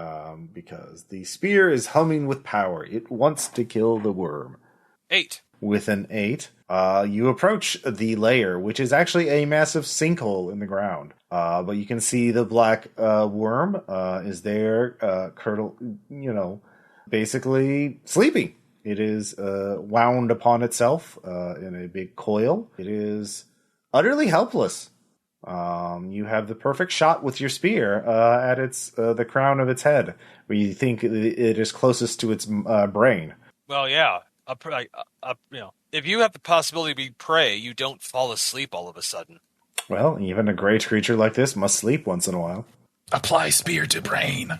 I apply spear to brain. All right, that will be kill, obviously. Hell yeah. But you do get a master die because you are using the spear that was forged specifically to kill this creature. Kill the worm. Spill its blood. 9. All right, with a 9, describe how the spear lands into the top of the creature's head. Oh, it's gonna be one of those slow. I'm gonna perform one of those slow motion, kind of dive, lift up the air, spear raise, slow motion jumps. Oh, you're not throwing it. You're. You're doing a dragoon jump, huh? Yeah, a dragoon jump on it. Okay, so all right, this got interesting. So you land on it, and pierce the skin. Spear first is how I land on it. Yeah. Outis, he went all slow-mo. Did you see that? All right. Sick. So first off, Rakk, give me an endure plus wild. This is going to be dangerous. -2 check, but you get mastery die because you're holding spears, so it's really risky. -1 check, endure plus wild. To not fall off as the creature rises up. It is the size of, it is larger than the god of corpses. It is. Ride the worm, ride the worm, ride the worm. Here it comes. 2 10. That's a 10. Yeah, that's still a 10. Even risky. He rolled 2 10s. Yeah. Oh my god. So Tom Church. Tom Church, Tom Church, ladies and gentlemen. And even if it had been dangerous, he still would have succeeded with an 8. Damn it. He wouldn't have failed at all. He couldn't have failed at all. Me. So This is your moment, Rakk. all three of you also must make an endure plus wild check at standard difficulty because of the shockwave from the creature. Oh shit. Yeah. Okay. Yeah, this is a very dangerous creature to be near, especially when it is wounded. Oh, I don't have either of those, so I'm just going to roll 1 die, I guess. Yep, and hope you get a 10. I made it. Well, I've got a 10 and a 2. Ah, fuck. I got a 9. Okay. Okay. So all of you are fine with the success. You were stunned for 1 turn, but take no stress of any kind. So the creature rears up and starts just barreling away. You are holding on for dear life right now, Rakk. But it is loving every second of it. It is it is tearing through the Briar. You're already a mile away from your comrades. You're going to lose sight of them soon. Yeah. What are you going to do? You're still holding on? Keep driving it deeper in. Okay. Give me another kill. This time it will be dangerous. These will all be dangerous from now on. So it's going to drop you the top 2 highest die rolls. So it is still success, but it's a success at a cost. So this hurts. You are, trees are being knocked aside and the debris is showering you, pelting you. Really, it's more like shrapnel at high speeds. Just you are riding the worm. And so. Oh, worm? Yeah. Oh, worm. Yeah. Worm. Let's see here. Only 1 point of damage. So your blood protection kicks in. So you have wounded the creature. Well, you are wounding the creature. Roll a d10 to see how much damage you do. It's in the worm zone. Yeah. Hide into the worm zone. Yeah. You I say plunge all it. of my rolls have been going. Yeah. Clearly, it is fate. It's die spot. Yeah, it is as it was written. Yeah. Yeah, a creature like this though does not die easily. You have hurt it quite a bit. Obviously, this is an armor piercing attack. It is still up. It is still existent. You want some assistance there, buddy?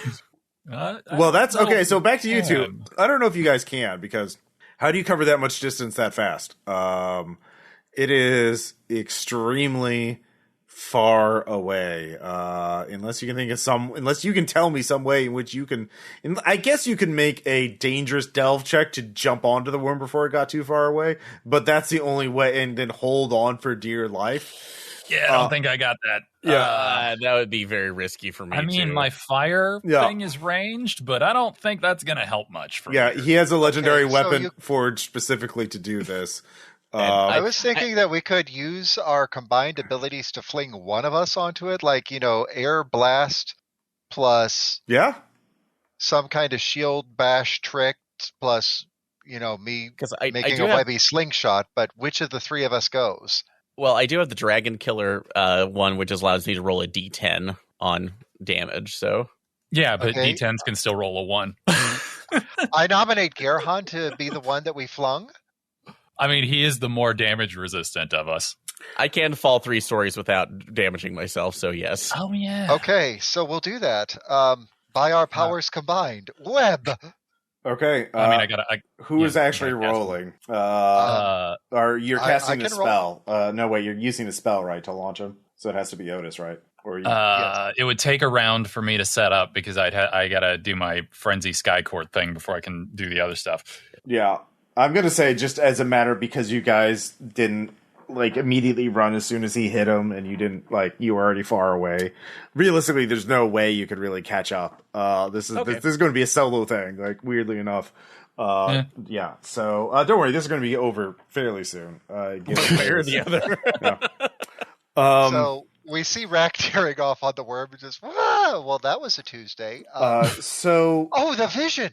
You can give me a discern plus wild check. No penalty, actually, Rakk. Okay. It's a discern check. There's no risk for failing. Partial successes still count. You don't take any stress.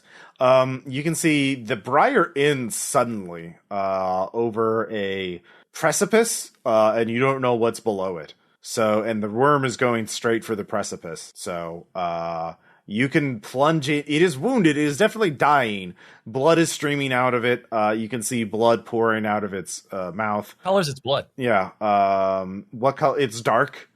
It's not human dark. Dark red. Yeah. There is but it is still alive.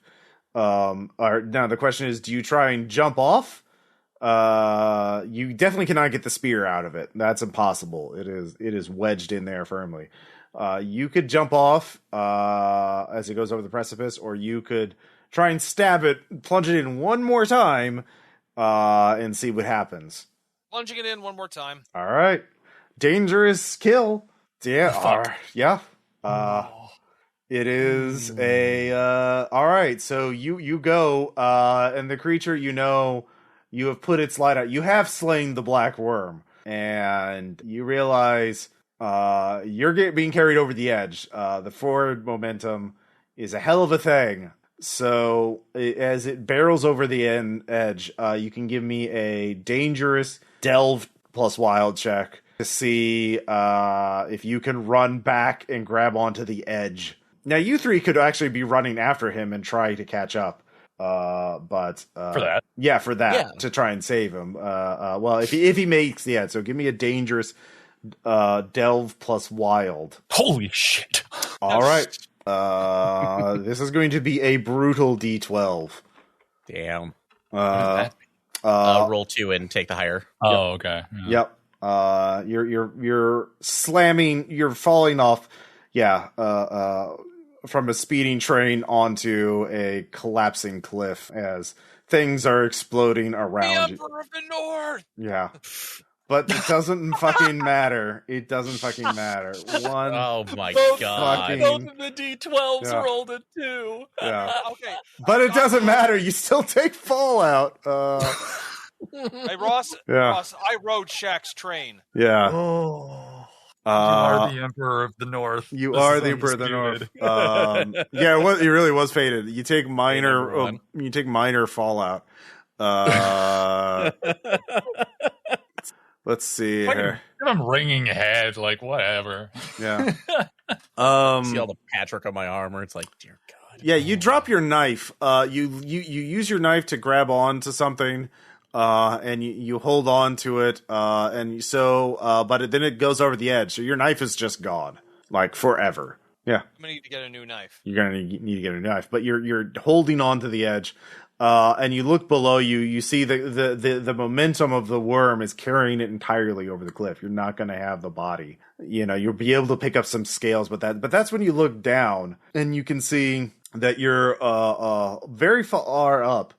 But you're below a gleaming technological infrastructure of some kind, a dome. The style of dome is actually, you've seen that kind of technology before. That's Vermissian.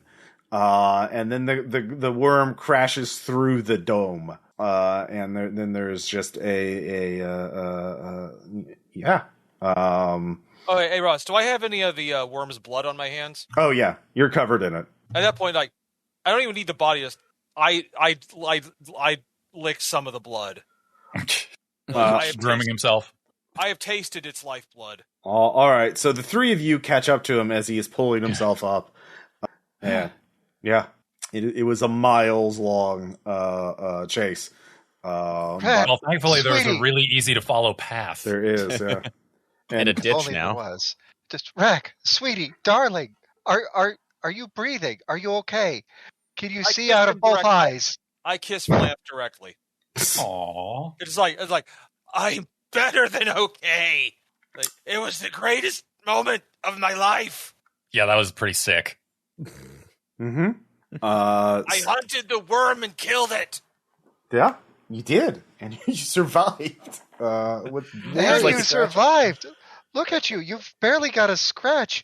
What did the worm do to you? Did it do anything to you? I think it bled on him a lot. I just imagine Rakk standing up after this one. Now, everybody like, "Are you okay? I have ridden the mighty heartworm." I think they have pills for that now. Yeah.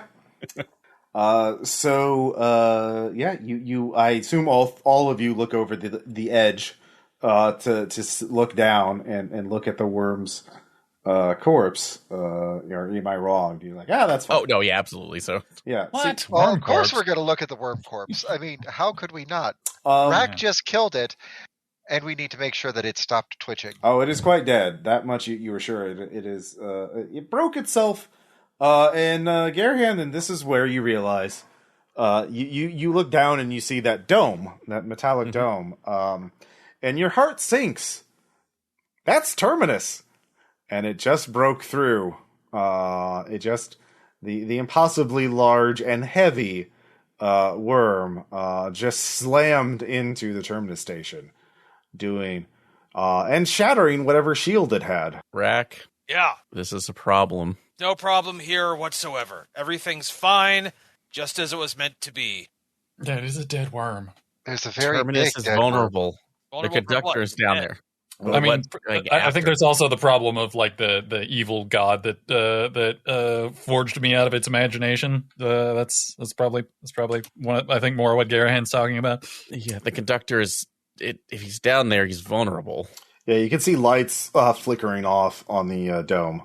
Garanhon, you know those are like lights indicating the shields that keep out hostile entities. Oh no! How far is that down? Oh, it is quite far. So yeah, you could try and you do all see off to the side. You're at the very edge of the Briar, and you do see a narrow path leading down. Very, very treacherous path. You could take that down if you were, or you could go back to that and try and take the river all to wind all the way down. So short but treacherous, or safe but sure. Also, we still got to deal with the pirates. Otherwise, they're probably going to kill our captain friend. Well, you could split up. I actually will say I can't leave this to the potential chance. If you need to go back to them to get whatever, spleen engine that they need right now, that's fine. But this is if Terminus goes down, we lose everything. Well, I would probably say, since I should not be near there right now, it would probably be best if Valanthe and I maybe saw about, I don't know, maybe we can collect some worm scales and make some magic out of that. Won't be quite what we intended, but it would at least hopefully get the apparatus out of Hawk, and maybe Rakk and you could head down and see about the evil train stuff. And pardon me for pointing out the obvious on this, but there's also the vision. Look, I saw the worm sleeping, coiled around a dome, or coiled around something, remember? Mm-hmm. Oh, yeah. No, I wrote that down. So it's entirely possible that in its den, there's something. So why don't you and I go check the den, maybe collect some of the scales or whatever it is that we need to jumpstart the spleen. Yeah. Go give that to the pirates, get them off the apparatus, and get the captain to batten down, and then we can come back. And while we're doing that, you guys take the you guys protect Terminus. You know how to get the shield back up, right, Garanhon? It's like it will have to be. I'll have to see what I can do. But right now, it's just more important we get down there just in case. So I will see what I can. Rakk, let's go. Yeah. Okay. I'll see you soon. Okay. So the party splits up. We'll deal with Valanthe and Outis first as they rush back to the worm's lair. The forest, the Briar is actually very quiet. Every creature ran like hell as far away from the worm as they could. Not many predators didn't really nest there either in that part of the Briar for some weird reason. Shocker. Yeah. Worms make bad neighbors. Yeah. Of course, nature abhors a vacuum, so they'll be here sooner or later. So best not to dawdle too long. But you find the... we made an unnatural vacuum with that ghost explosion. Yeah. Can confirm. Mm-hmm. The two of you come to the edge of the pit where the worm layered. It is quite dark down there, and it is just an enormous crater, probably several hundred. Well, it's hard to tell how deep exactly. Okay, so Garanhon's, or wait, so Rakk screamed, jumped. The worm's head was approximately, I think it's about a 90-foot drop, give or take. It seems suitably dangerous. Mm-hmm. So, it would be to just free climb down there would be a risky delve plus wild check. I can assist, I guess. I don't have wild natively, so do you? I don't. Normally we use Rakk for that. Oh, good. All right then. Well, now if you threw a light source, do you want to roll or do you want me to? I would say if you someone spent 1d6 supplies, you could throw a light source down there and make discern checks to see if there's. I'm already at 6 supply stress, so that literally can't be me. Mm-hmm. Okay, I think I am at 0 supply stress right now, so I can do that. Okay. Yeah. All right. 3. All right. Better than I did. All right, so Valanthe is at 4 fortune, 1 echo, 3 supply, so 5, 8 total stress. But he's fine. Yeah, you're fine. You're fine. All right. Great. Both of you give me discern plus wild checks. Just discern. Mm-hmm. Hey, 10. 10 and 1. I ran the gamut. All right. 9, 7, 2, so. You're able to see there is a large Vermissian style spherical machine in there. And it is sort of the way it was. You think the worm would stare at it as it slept or put its head near it. And you can see some. It's probably warm or vibrates or something. Well, you can see some Vermissian like etchings on the side of the wall too. And the etchings are kind of esoteric, but I'm good with both technology and esoteric shit. Okay. You don't have to roll for this. You actually, Outis, you think perhaps this worm was actually an experimental, some sort of experiment of from the Vermissians to make a work animal of some kind. Valanthe, I think they made a worm train. Or they were trying to. Perhaps this was. Do you think they were trying to train the worm instead? It was perhaps a guardian. The Vermissians made it to guard their train stations. I mean, you could go down there and get the machine. Obviously. But didn't the worm also, screw up some villages or something? Rakk had a legit vendetta against it. So I think he definitely No, well, he didn't have a vendetta. He just wanted to kill it. He saw it eat a village, but the village meant nothing to Rakk. Rack's not exactly a paladin, Yeah, this is basically fulfilling my everything that was part of me as a hunter. Yeah. Oh, okay. I couldn't remember the details. Yeah, if you give me a discern plus technology check, you can perhaps figure out some more. All right. Oh, I can roll 2 dice for that because I know technology. Or 3 and dice. I can give you 1 because I'm going to assist. I'll take notes for you this time. Oh, okay. Well, then 4 dice. And that is 7. Okay. You remember both of those. The villages that you have known it to eat were both those where there were many junk mages and scavengers. Junk mage. Well, they were people who scavenged and salvaged Vermissian technology. You know what? Property is theft, worm. Well, it's dead now. Yeah, well, that's what you get for obsessing about property instead of, living life. Okay. Worm. Hey, here's the other thing, though. That sphere, we may not be able to use it ourselves, but Garanhon could. Yeah, it might be useful for hopefully preventing whatever terrible thing the evil god that is the author of all my suffering is up to. Yeah. Good idea. Skitters, note. Okay. I'm gonna write out. Yeah. Sketch the sphere, just in Worm's original hole. Phrasing. in Worm butthole. Elden Ring. You can't make me play Elden Ring, Ross. I can and I will. So, when's your birthday? I wasn't born. I was invented by an evil god. Sorry, you're right. So you continue on, but now you have to figure out a way to deal with the pirates, and you don't have an expert hunter with you to find the mushroom jackalope. We don't have an expert hunter, but we do have somebody who can pretend really well. Oh yeah, you can technically you can gain the hunt skill. Uh-huh. Oh, I actually could learn how to hunt by getting high on Sky Court juice. Mm-hmm. Yes, you could. I mean, I'm still not good with wild areas, but we all deal with what's in front of us. Look, we can fake it really hard. We can fake it so hard that they'll believe us. I mean, I could also just use the Frenzy of the Sky Court to get compel so I could help you lie. But the problem is, again, I can't focus when I'm doing that. So it will be hard to get me to shut up. Okay, let's hunt. I think that we can hunt. I've seen Rakk do this a number of times. Okay. Well, it's just a bunny that's also a mushroom. It's not like we're searching for a giant worm the size of a village. It's true. And, maybe we'll luck out and, one of them got injured by the giant worm. But I doubt it.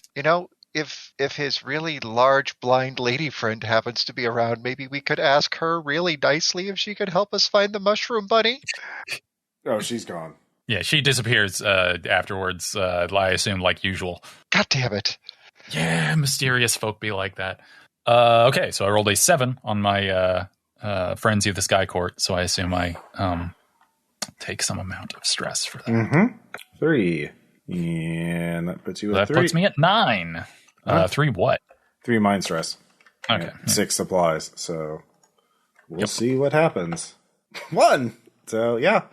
Your mind stress goes bye-bye, and you'll take some mind fallout. Yay. Let's see. We love mind fallout. We do. Let's see here. Collateral magic. Your panic mind breaks for a second and reforms an arcane pattern. Down here, the old magics of blood and bone work better. You immediately cast Etheric Scourge on a nearby ally, but mark no stress for doing so. Oh, God damn it. Yep. So, Valanthe, you take magic boils and slams you for, let's see here. 1d6 blood. That is a d12. That's a d12, Ross. No, I rolled the d6. Okay. Yeah, so. Sorry. Didn't switch over screens fast enough. Let's see. So you're at 5, 8. Wait, no, you're at 11. So that actually does work. So that will be major blood fallout. So you will actually get to wipe all of your fallout But on the other hand, you get a new spell. Let's see here. You actually get. I think you get to keep that. This fallout can be upgraded. Oh no, that's if you get a major version of that. So if you get the major version of that, you get to keep that. Spell. Etheric Scourge, mark D6 stress to inflict D6 stress on someone. Oh, I just learned how to do that on purpose? Yeah, that's if you get the major version of it. So, Valanthe, here is the blood fallout that you get. Exhausted. You can't go on. If you push yourself any harder, you're going to pass out. Stop now or convince someone else to carry you the rest of the way. Alternatively, you make one more action, then fall unconscious once the roll is resolved. You get one more action, and then you will pass out as the etheric scourge, overwhelms you. So, Oh shit. Well, you said I could convince someone to carry me, right? Mm-hmm. Where's that pirate? There's 3 of them. All right. How Compel? do you... Yeah, definitely. So after he just blasts me with the etheric scourge, just look over at him, well, don't just stand there. Pick me up. The bunny went that way. All right. Go ahead and roll. Let's see. So it's compel, wild domain. Yeah. Okay. Pirates are pretty feral at this point. Ha! Pair of 10s. I love these dice. Mm-hmm. All right. Well, don't just stand there, carry me. The rabbit went that way, and we're going to find it together, but only if you're carrying me. All right. So one of the pirates is carrying Valanthe as he is passed out. So it's up to you, Outis. Oh, that's not a good thing for it to be up to. Mm-hmm. The pirates are like, we really do need... as long as I'm being carried, that doesn't count as the action, right? You can't go on. You are out. You're chill. Yeah, you are. All right. Well, anyway, I'm high on what I perceive as probably like magic cocaine now, and I know how to hunt because of reasons. So let's go. Yeah. You were exhausted. All right. Yeah. Well, I roll a 9, 9 and a 5. So. Okay. I said this. I didn't say this was risky or anything. So it's standard difficulty. You find a little secluded area surrounded by trees, where there's a lot of mushrooms growing. And this is prime mushroom jackalope territory. One, you could be patient and set a trap. I can't be patient. Okay, yeah, that's true. You can't. You have to hunt. Gotta hunt now. Gotta hunt. So I'm like a shark. I just gotta hunt on land. What is your hunting technique? They're in the area. Are you just gonna run into? Oh no, I'm fully like hunched over and following my weird magic scent ability. Okay. Basically my hunt ability came from channeling weird etheric god magic into my already existing ability to smell magic, and it honed that to like a bloodhound. All right, give me one more hunt check, and you will be able to get your hands on a mushroom jackalope. But we'll see at what price this is. Use those dice enough. Switching out. Mm-hmm. 7. Okay. At a cost. Yeah, it is. So you basically, I'm very Elmer Fudd. Just I'm hunting rabbits. Tipping toe. You see a rabbit. You lunge at it. You grab onto it and wring its neck. But then you realize you're yelling, and you don't really notice how many mushrooms and spores you inhale. And eat. So this is 1d6 echo. That's a lot of echo. That is puts me at 11. That 5 echo. Yep. So I'm just gonna go ahead 11 total. Yep. Yep. We're good. We're fine. Yeah. All right. Only minor echo fallout. You're fine. Yeah. So let's find out what happens to you. I will say. Oh, your skin blisters and bubbles. Not again. Oh, you've already had that? Yeah. Okay. It's a very good one. It is. Pretty good. Let's see here. It's a shame there's not like a battle going on, because glitch would be a funny one to do, but it doesn't make sense here. Yeah, you had a lot of echo. I've had a lot of problems in my life, Ross. Yeah. You really have. I think you've hit all of these at some point. No, I have not had Exodus.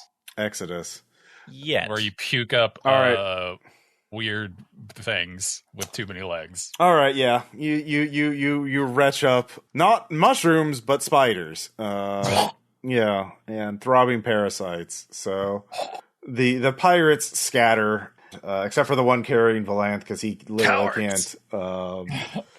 They retch themselves. Actually, it's only a D4 stress, so their pirates are probably. Let's get back to your ship. Actually, one of them does. Damn, they are getting nailed by this. Yeah, one of them does. Two of them are staying behind, including the one with Valanthe. Actually, we'll see. The one with carrying Valanthe collapses. Only one of them is still good. So you have the jackalope in your hands. You've wrung its neck. So the other one is like, we need to go get the two that are lost. Fine. So meanwhile, let's see here. Rakk and Garanhon are looking at the very narrow path leading down along the precipice. It is basically a very steep slope going down, and it has a number of switchbacks down, almost a sheer cliff. It was very, very easy to miss. It must have been carved long ago. As you descend, it is very utterly silent. Below you, you can see the worm and the on the broken dome of Terminus. Yes, the broken dome of Terminus. Who's up front and who's in back? And it's definitely single file. I would be leading. So okay. You don't have to. Yeah, sorry. Go on. Oh, okay. I guess you said we don't have to make any checks, sir. Not yet. Okay. Actually, something I want to do, if it's possible, is to take my sword and to see about creating at least some possible notches. Like, how hard is the stone going down? Oh, it's very hard. It is. Is it? Okay. Like granite. So I was trying to see if we could punch out certain handholds maybe to make it easier for ourselves. But if that would take too long, I guess we can continue on just being as careful as a delve check as possible. Yeah. As long as you don't get dizzy or anything, you should be fine. As far as I know, I don't have any vertigo at this point. Yeah. As far as I know. As far as you know. Yes. But as you're going, there are the switchbacks are a little wider. So there's a little bit of maneuver space there, but other than that, but as you go down, it is a very long ways down. You can see up ahead of the next switchback, there is someone resting on the switchback, and there's a little bit of maneuver room. There's not enough maneuver room to get by that person. They're well dressed as a delver. They look exhausted, and they're just sitting there. I just ask right now, sitting out there, are you okay? Need assistance? The person looks up. They're wearing a helmet, a full face mask on the helmet, like a gladiator helmet kind of thing. They look like they're ready for a fight. They're heavily armed, by the way, with like a hand crossbow and a sword. Don't turn around. Just go back. Unfortunately, we can't. So I don't know if you've noticed, but the dome of Terminus has been shattered and it's going off. So we need to get down there as soon as possible to see if we can effect repairs. Are you kidding? That means Terminus was unbreachable then. It's gonna blow. It's clearly unstable. That Vermissian technology is terrible and dangerous. We need to get out of here. I lost when that thing went over the cliff. It took out the rest of my party. They fell off. We need to get out of here. I ran up here as fast as I could. I'm just taking a break for a bit. But yeah, you need to go back. I'm terribly sorry for the loss in that. And I'd be happy to see if we can help you with any other supplies to get you back up. But going back is not an option. We have to at least try. Going back is definitely no. Going down is not an option. I'm going up, and you're in my way. So, it's be happy to try to. It's to carry you over right now to get you over, but no, we're going there's down. No way. You can't. It's too narrow. You have to go back up. We're way closer to the top than we are the bottom. So, just kind of standing there. At this point, he stands up and he has his hand on the hilt of his sword. So, I don't want to fight you. I'm more than willing to try to compromise in some way. Turn around and march up. That's not an option. I'm not taking a foot down, and there's not enough room for you to get past me. Send him to visit his friends, Aaron. We kind of already did. You Vermissians, your technology is goddamn unstable anyway. It's not worth it. People, my party down there to begin with. We were down there to salvage some of that stuff, for a job. And they're all dead because of you, your people. Hey, he doesn't know that. Yeah, so this is... Shut up. I mean, you're very clearly technically Rakk. I'm not even here. Yeah. Yeah. What are you going to do? Rakk, you still have a bow. It's I whisper, say the word, and I'll put an arrow through his eye. So this is I'll just go ahead and at least take my sword out, but put it. He draws his, sure. But I'm not just putting it into an aggressive position yet. So for fighting stance, just setting it point down. I can't say I understand your grievances. I know that's like outside of my own experiences, but that's like sitting here is not going to help. I'm going down there regardless. If you decide not to at least attempt to, that's like figure out a way to compromise in this case, we're going through you. There is no compromise. You can go up, or you can try, or I'll kill you. Well, you can make that decision. Take a knee for a second and let Rakk take his shot. Okay. This is combat. He is reaching for a bottle on his belt, so we'll see who goes first. Wait, you just had on liquor, yeah. So yeah. Yeah, you got that cured. Okay, Rakk, this is going to be a dangerous shot because you're not a dangerous, risky shot. And still wild, though. Cliffside is definitely still wild. Actually, no, the cliff is desolate at this point, because, Yeah. Risky. Doesn't matter. All right. He throws a bottle. And then it explodes when it hits you. And it ignites. Okay. And it's going to hit both of you, because it's, an area weapon, or a spread weapon. Actually, you can roll a Garanhon evade plus domain. That is definitely dangerous if you want to try that, because you're on a cliffside. I don't have evade, so I can't do it. Right. So yeah. So let's see. Is there something for fire? I don't think there is. Take a look and see. I think fire just does more damage over time, or at least my fire thing does. Yeah. Okay. Is that a particular tag? I guess there's debilitating. Yeah. I'll give it a D8, debilitating, so its next thing will be rolled with mastery. Okay. Because you're on fire. Fair enough, so.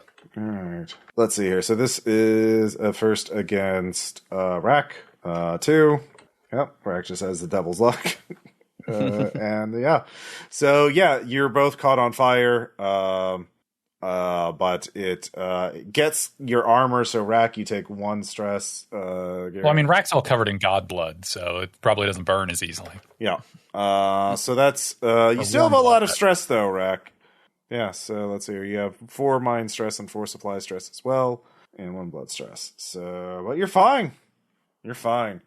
Everything's fine. All right. So that was his action, is throwing his little alchemist fire at the 2 of you, hitting you both. Okay. Garanhon, what do you want to do? Obviously, charging into melee is going to be risky because of the narrow ledge. Nope, understandable. So standing and bow shots are not going to be because you're standing still. But yeah. Doing anything moving is going to be risky. Okay. So with instead of a charge, would it be possible for me to just make a slow advance for 1 turn?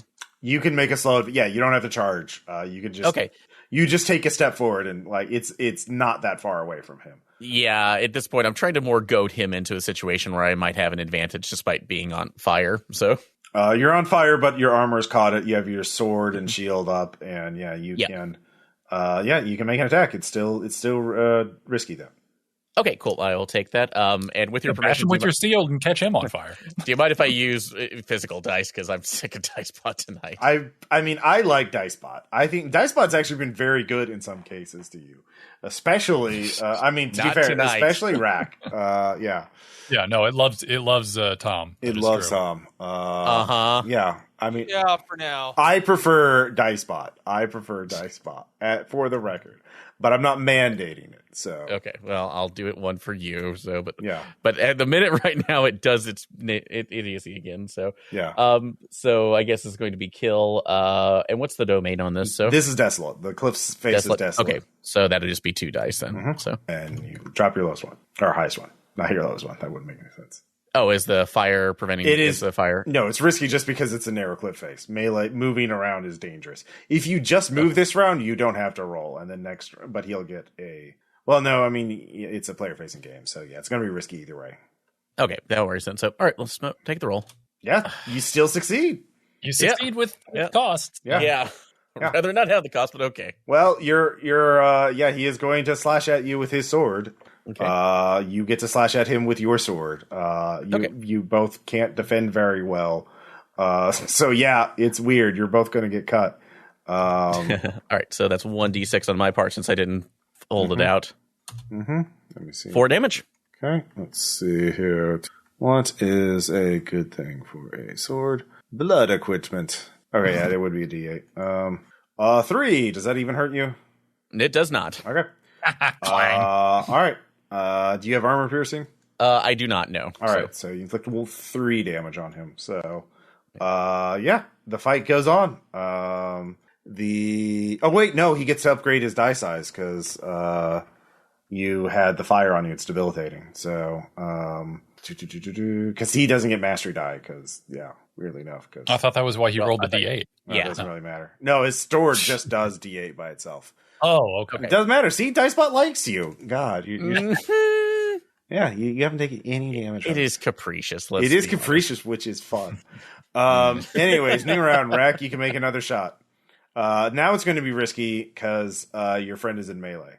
Miss. Yep. Do you want to take fortune stress, or do you want Aaron to take blood stress? I'll take fortune stress. All right. I mean, your arrows aren't piercing, are they? Let's see here. All right. This is definitely going to hit you. Probably. All right. Yep. Let's see. Yeah, because you have 1 blood, 4 mind, 4 stress, and 4 supply. Yeah, you have 12. You can't not take stress, so you'll take a minor fallout on. 8 is major. Oh, it is major. Yeah, major fortune fallout. So, Pearce. Yep. Major fortune fallout. So you actually get all your fortune wiped. Isn't that nice? Actually, everything because it's major. Yeah. Yeah, you slip off. You step back. The road crumbles just a fraction, and you slip off.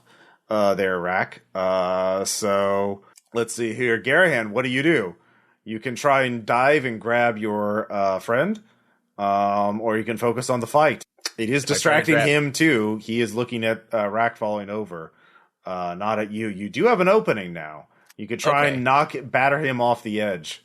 That's what I was thinking too. So if I could possibly do, I guess it would be attack of where I would it just be considered a killing attack to try to get him off, or would that be? I'll give you a mastery die if you ignore, if you don't help your friend, if you entirely focus on knocking him off the side. Look, if you go for Rakk, the dude's going to get an attack on you while you're holding Rakk. I hate that. I have to hope that Rakk can either hold on to get enough. So sorry, Rakk. Do what I sorry, can. Rakk. All right.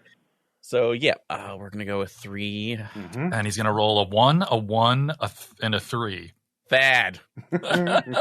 Seriously, what? I'm just placing bets. I know. No, it's gonna be a 1, and a 2. You're not helping, David. All right, let's give it a shot. All right. 4, 5, 6. He got it straight. You got it straight. That should count for something. It should count for something. I mean, it's still risky, I assume. Actually, I didn't say. Oh, you didn't? Yeah, that's true. Because it was you're focused on your friend, or you're focused on killing the guy. So, he gets one last hit off on you. Okay. He waves his sword and it slashes at your face.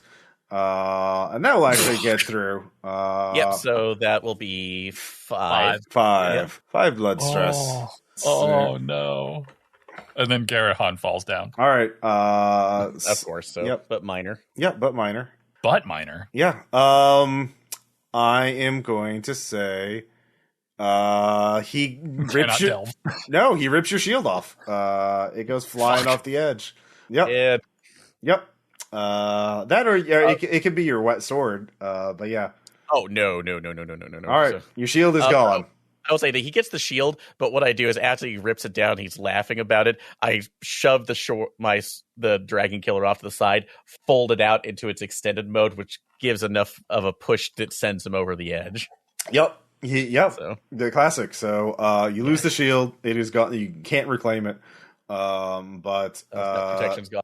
Okay, yeah, so. that protection's gone. Rakk, give me a delve plus desolate check. I'd love to do that, Ross.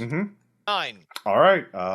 And you can you're holding on, you have the bow in one hand, you're still holding onto the bow as you're grabbing onto the side of the cliff. You're basically getting grated. It's like, a cheese grater, only for you, as this rough cliff face is, you're digging your claws in. He's getting meat tenderized. Yeah, you're getting meat tenderized. So the question is, do you protect the bow or do you protect yourself? Like, you can hold the bow, you can slam the bow in and use the bow's mass as, like, partial protection against this grating, but that's probably going to ruin your bow. Or you can protect yourself. Or you can protect the bow, in which case you're going to get shredded to shit. I will protect myself. Okay. The bow is just mangled, so it is no longer working. You do not know if it can be repaired or not. It definitely won't. I'm going to try. Yeah, it definitely won't be until you get to another place where you can repair things. But you managed to keep from falling to your death. So, that's good. Yeah. Well, yeah. I mean, but by falling to your death is kind of a permanent thing. Mm-hmm. Yeah, and just as you stop yourself, you see the other guy go screaming past you. Mm-hmm. The screaming skull. Meanwhile, back in the forest, Outis, you can chase after the guys immediately. You can wait for Valanthe to wake up to help you. No, I'm waiting for Valanthe to wake up. Valanthe takes priority over the strangers who are just here to spy on us. Okay. So Valanthe, you come to. You're leaning against a tree. There's one pirate with you and Outis. And Outis, I assume you already put the rabbit back in the bag, so to speak. Yeah. Put a rabbit in my hat. Yeah. Did we get it? Yeah, I got it. Where are the other two? Oh, they ran off because I threw up weird creatures. Apparently, they're not as accustomed to heart stuff as one would expect at this level. I'm just going to look at the last pirate and okay. Roaches, flies, tiny beetles, or spiders? I think it was spiders.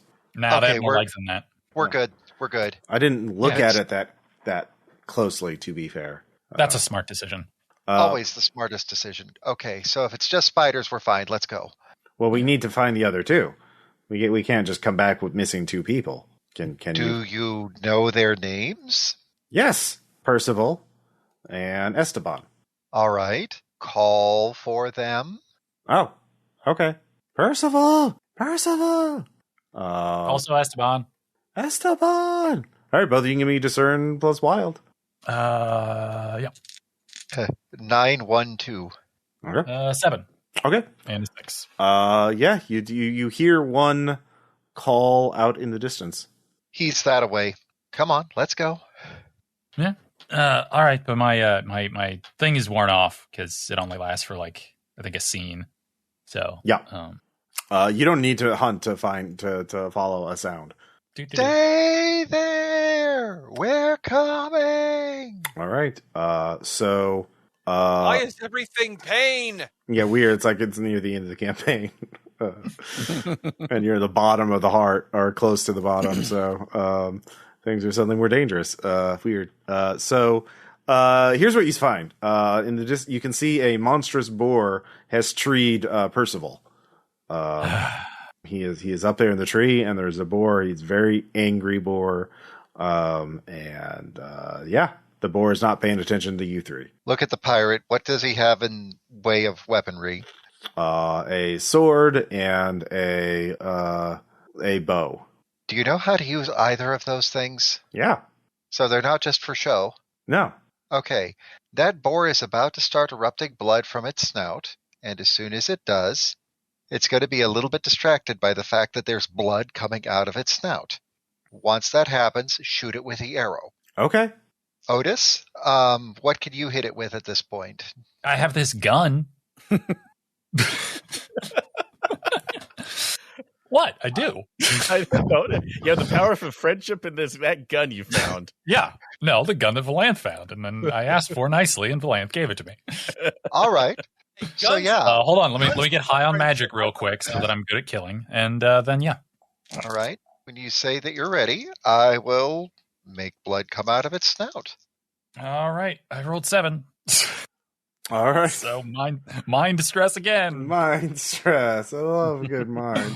Only 2 this time. Yeah, but that still puts me at 8. That still puts you at 8. Yay. Hey, we're fine. You're fine. You're fine. Why were Everything is fine. Why were you even worried about it? I don't know. I feel great, actually. Yeah. Go for it. So let's exsanguinate that boar. Mm-hmm. No. And that is a 9, 2, a 3, and a 10. Okay. Go ahead and roll damage. Okay, so the damage on it is D8 normally. So with that 10, does that turn it into a D10? If it does D8, you said? Yes. Yeah, so it goes up one die size, yeah. And that's a 7. Okay. And Outis? Oh, yeah. I can shoot it. Mm-hmm. Actually, I guess I could also use my brisk conjuration spell. I just also like the revolver a lot. Mm-hmm. Yeah, I suppose I'll do that because you said the pirate's up in the tree, right? So it wouldn't be hit, even though it's a spread attack. Yeah. Okay, then I will use my my magic shit. Okay. Because I like that better. Do. Nope. I rolled 2s and 3s. Okay. The pirate hits, but the boar is still alive. I'm just going to choose randomly which one it charges. 1 for Valanthe, 2 for you, Outis, and 3 for the pirate with you. Right. Pirate starts with the pirate, so you get one more attack each. If you don't drop it, it's going to kill that pirate. So you can both make one more attack. Damn it, boar! I said bleed. I mean, it is bleeding, but he's a thick boy. He's kind of make it bleed harder. Yeah, you gotta bleed 2. Bleed 9, 7, 4, 2. So that's still a 9. Okay. And that's going to be for 7 again. Okay. All right, Outis. Okay, well, I'm out of that one. Yeah, I'm just gonna shoot it. Hey, 7. Yeah, you kill it. Fortunately, it lands on its feet. So, you have killed it, and you manage to rescue one of the pirates. When you call out for Esteban, you get no response. Percival is done with the jungle. He doesn't care about Esteban. He wants to get back on the ship. The other pirate looks rather sheepish. It's like, I guess we tried. I'm sorry, Esteban. I can't. I only know how to kill right now. I don't really know how to hunt. So yeah, never mind why. So you get back to the ship, and on the ship now you just need to get the fungal jackalope to be the engine that powers the organ ship. That'll be fine. Yeah, this is all normal. Yeah. So that would be let's see here. I mean, I got mend and occult. Mend and occult. That's perfect. Yeah. Mend and religion would work too. I've also got mend and occult. So, do you want to assist me, or should I assist you? I'm fine. I'll go for it. I kind of want to see what damage I can do with this. Absolutely. All right. I am your extra set of hands. Let's do Woohoo! This. Too many hands. Too many cooks. Hey, highest is a 6, and that still counts. All right. What should it be? What kind of stress? It's going to be supply stress because, you're using supplies to do this. Weirdly enough, and that's going to be some kind of fallout. I've got over 12 now, so again, it's going to be. There we go. Yep, major supply fallout. Major supply fallout. Yay! We love major supply fallout. Yay! How do you get critical? By the way, here I guess it's when. The only way to retire is for GM to choose 2 major fallouts, upgrading to a single. Okay, so if you get 2 at once. In the dark. All right. I will say... I mean, my gold could spoil again, because I got that gold from... from Aaron earlier. I'm going to use a modified version of Lost Property. I'm going to say the only way this works, you have to use one of your items as a permanent... you have to disassemble it for parts to make this work. I'll let you choose what item it is. The thing that makes the most obvious. You can't have me choose that because I only have one item. Oh, is it just the gun? Yeah. Oh, did you start with a wet item or something? Yeah, but it was the hungry knife, which because it was blooded metal, I gave to Tom to use for his spear. Oh, okay, that's right. All right, well, yeah, you have to disassemble your gun. The chemicals and the shells. Can be used to you kind of have to, burn it a little in order to get it right. So, or you can describe how your gun becomes the core component of your fungal jackalope engine in the organ ship. I'm actually going to say it doesn't make any sense. It is not something that is needed for physical parts, but rather for the implement of a device made specifically for killing is used to forge the dead god flesh with the recently dead but still sort of warm from the last bits of life hunted magical creature. And the revolver sort of evaporates as part of the ritual, and the separate forms fuse together.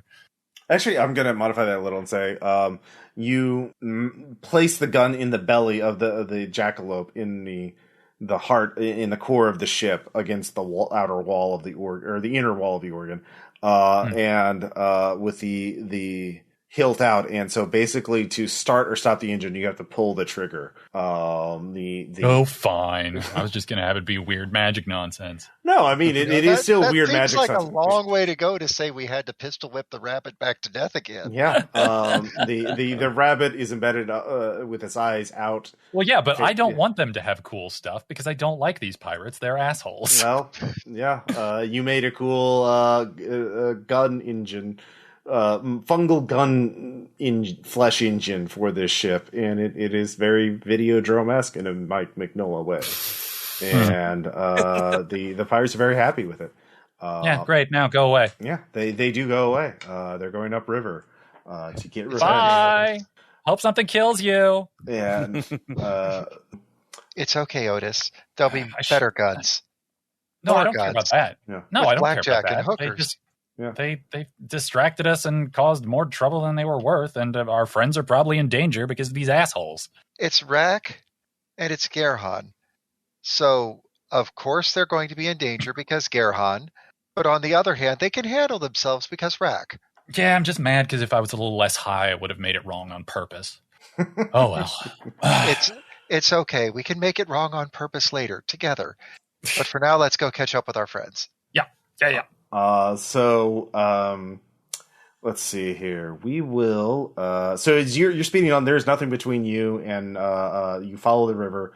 It'll stop. It terminates at Terminus. You know that. Vernon is sure of that, and you two are sure of that. So you have nothing to do.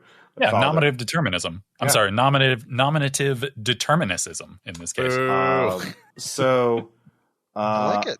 Rakk and Garanhon, as you get close to as you follow it for hours and hours and hours, you come to a large cave alongside in there. And the cave is actually kind of lit. There's actually torch sconces in the walls but there's actually tree roots coming out from the roof of this cave. A lot of them, they're actually they're dripping golden sap into pools carved in the stone. And there's a banquet table set up there. And there is a skeletal figure in heavy knightly armor drinking golden sap from a chalice. And he goes, "Welcome! I'm the King of Cairnmore. You are welcome to my abode. How do you?" Bow to the king right now. Thank you, like our lord. I apologize for the intrusion, but my friend and I are passing through, seeking entrance to the terminus. Yes, it is not far from here. There's it's only an hour's walk from here, I believe. You shall be there soon enough. I saw a great beast land upon it. It was a terrible blow upon them. If you go there, I would say stay and tell your tales, good knights. But you seem to be on your own quest. If we had the time, although if we by chance do have, my quest is successful and with my friend, we may give you that tale another time. Very well. I shall. If there's, I wish you luck in your quest. I do at least apologize for one potential request. Did you see a shield fall down here? No, I did not. But if a shield you want, I have shields. They are not They are made of wood and root. My dreams are made of these. Yes. But you are welcome to trade if you have anything of note, of course. Unfortunately, nothing that I can parse with myself at the moment. Yes. I lost my knife and my bow in the same day. A high price. To have warriors so unarmed for... I assume you march to battle. Well, that's usually, that's most days, yes. It's assumed, although we are definitely also trying to make sure that we are, well, hopefully to link back up with our companions. You are split off from your own comrades. Truly, you are in dire situation. Tell me, is your quest of justice, of protecting the order and those that are innocent? Oh, well, at least we hope, though. At least in my case, my quest is to find and help. Find the conductor and help heal the Vermissian. You wish to aid your liege, it sounds like. So at least from at least keeping the linchpin of existence, as I'm aware of it. And you, the other night, you also you follow your comrade to help him in his quest. They helped me complete my quest just today. So the least I can do is help them complete theirs. And what king would I be were I not to honor such loyalty, such fealty? I would be remiss in my own duty to not honor such truly knightly behavior. You may take my shield, as ancient as it is. I have kept it free from rust all of these years. Carry it bravely in battle, Sir Knight. And for you, other knight, good Sir Knight, I shall give you my blade. I only ask that you only use it on the unworthy, and only in the name of justice. I like justice. Yeah, that's cool. Good. Humbly accepted. No, thank you.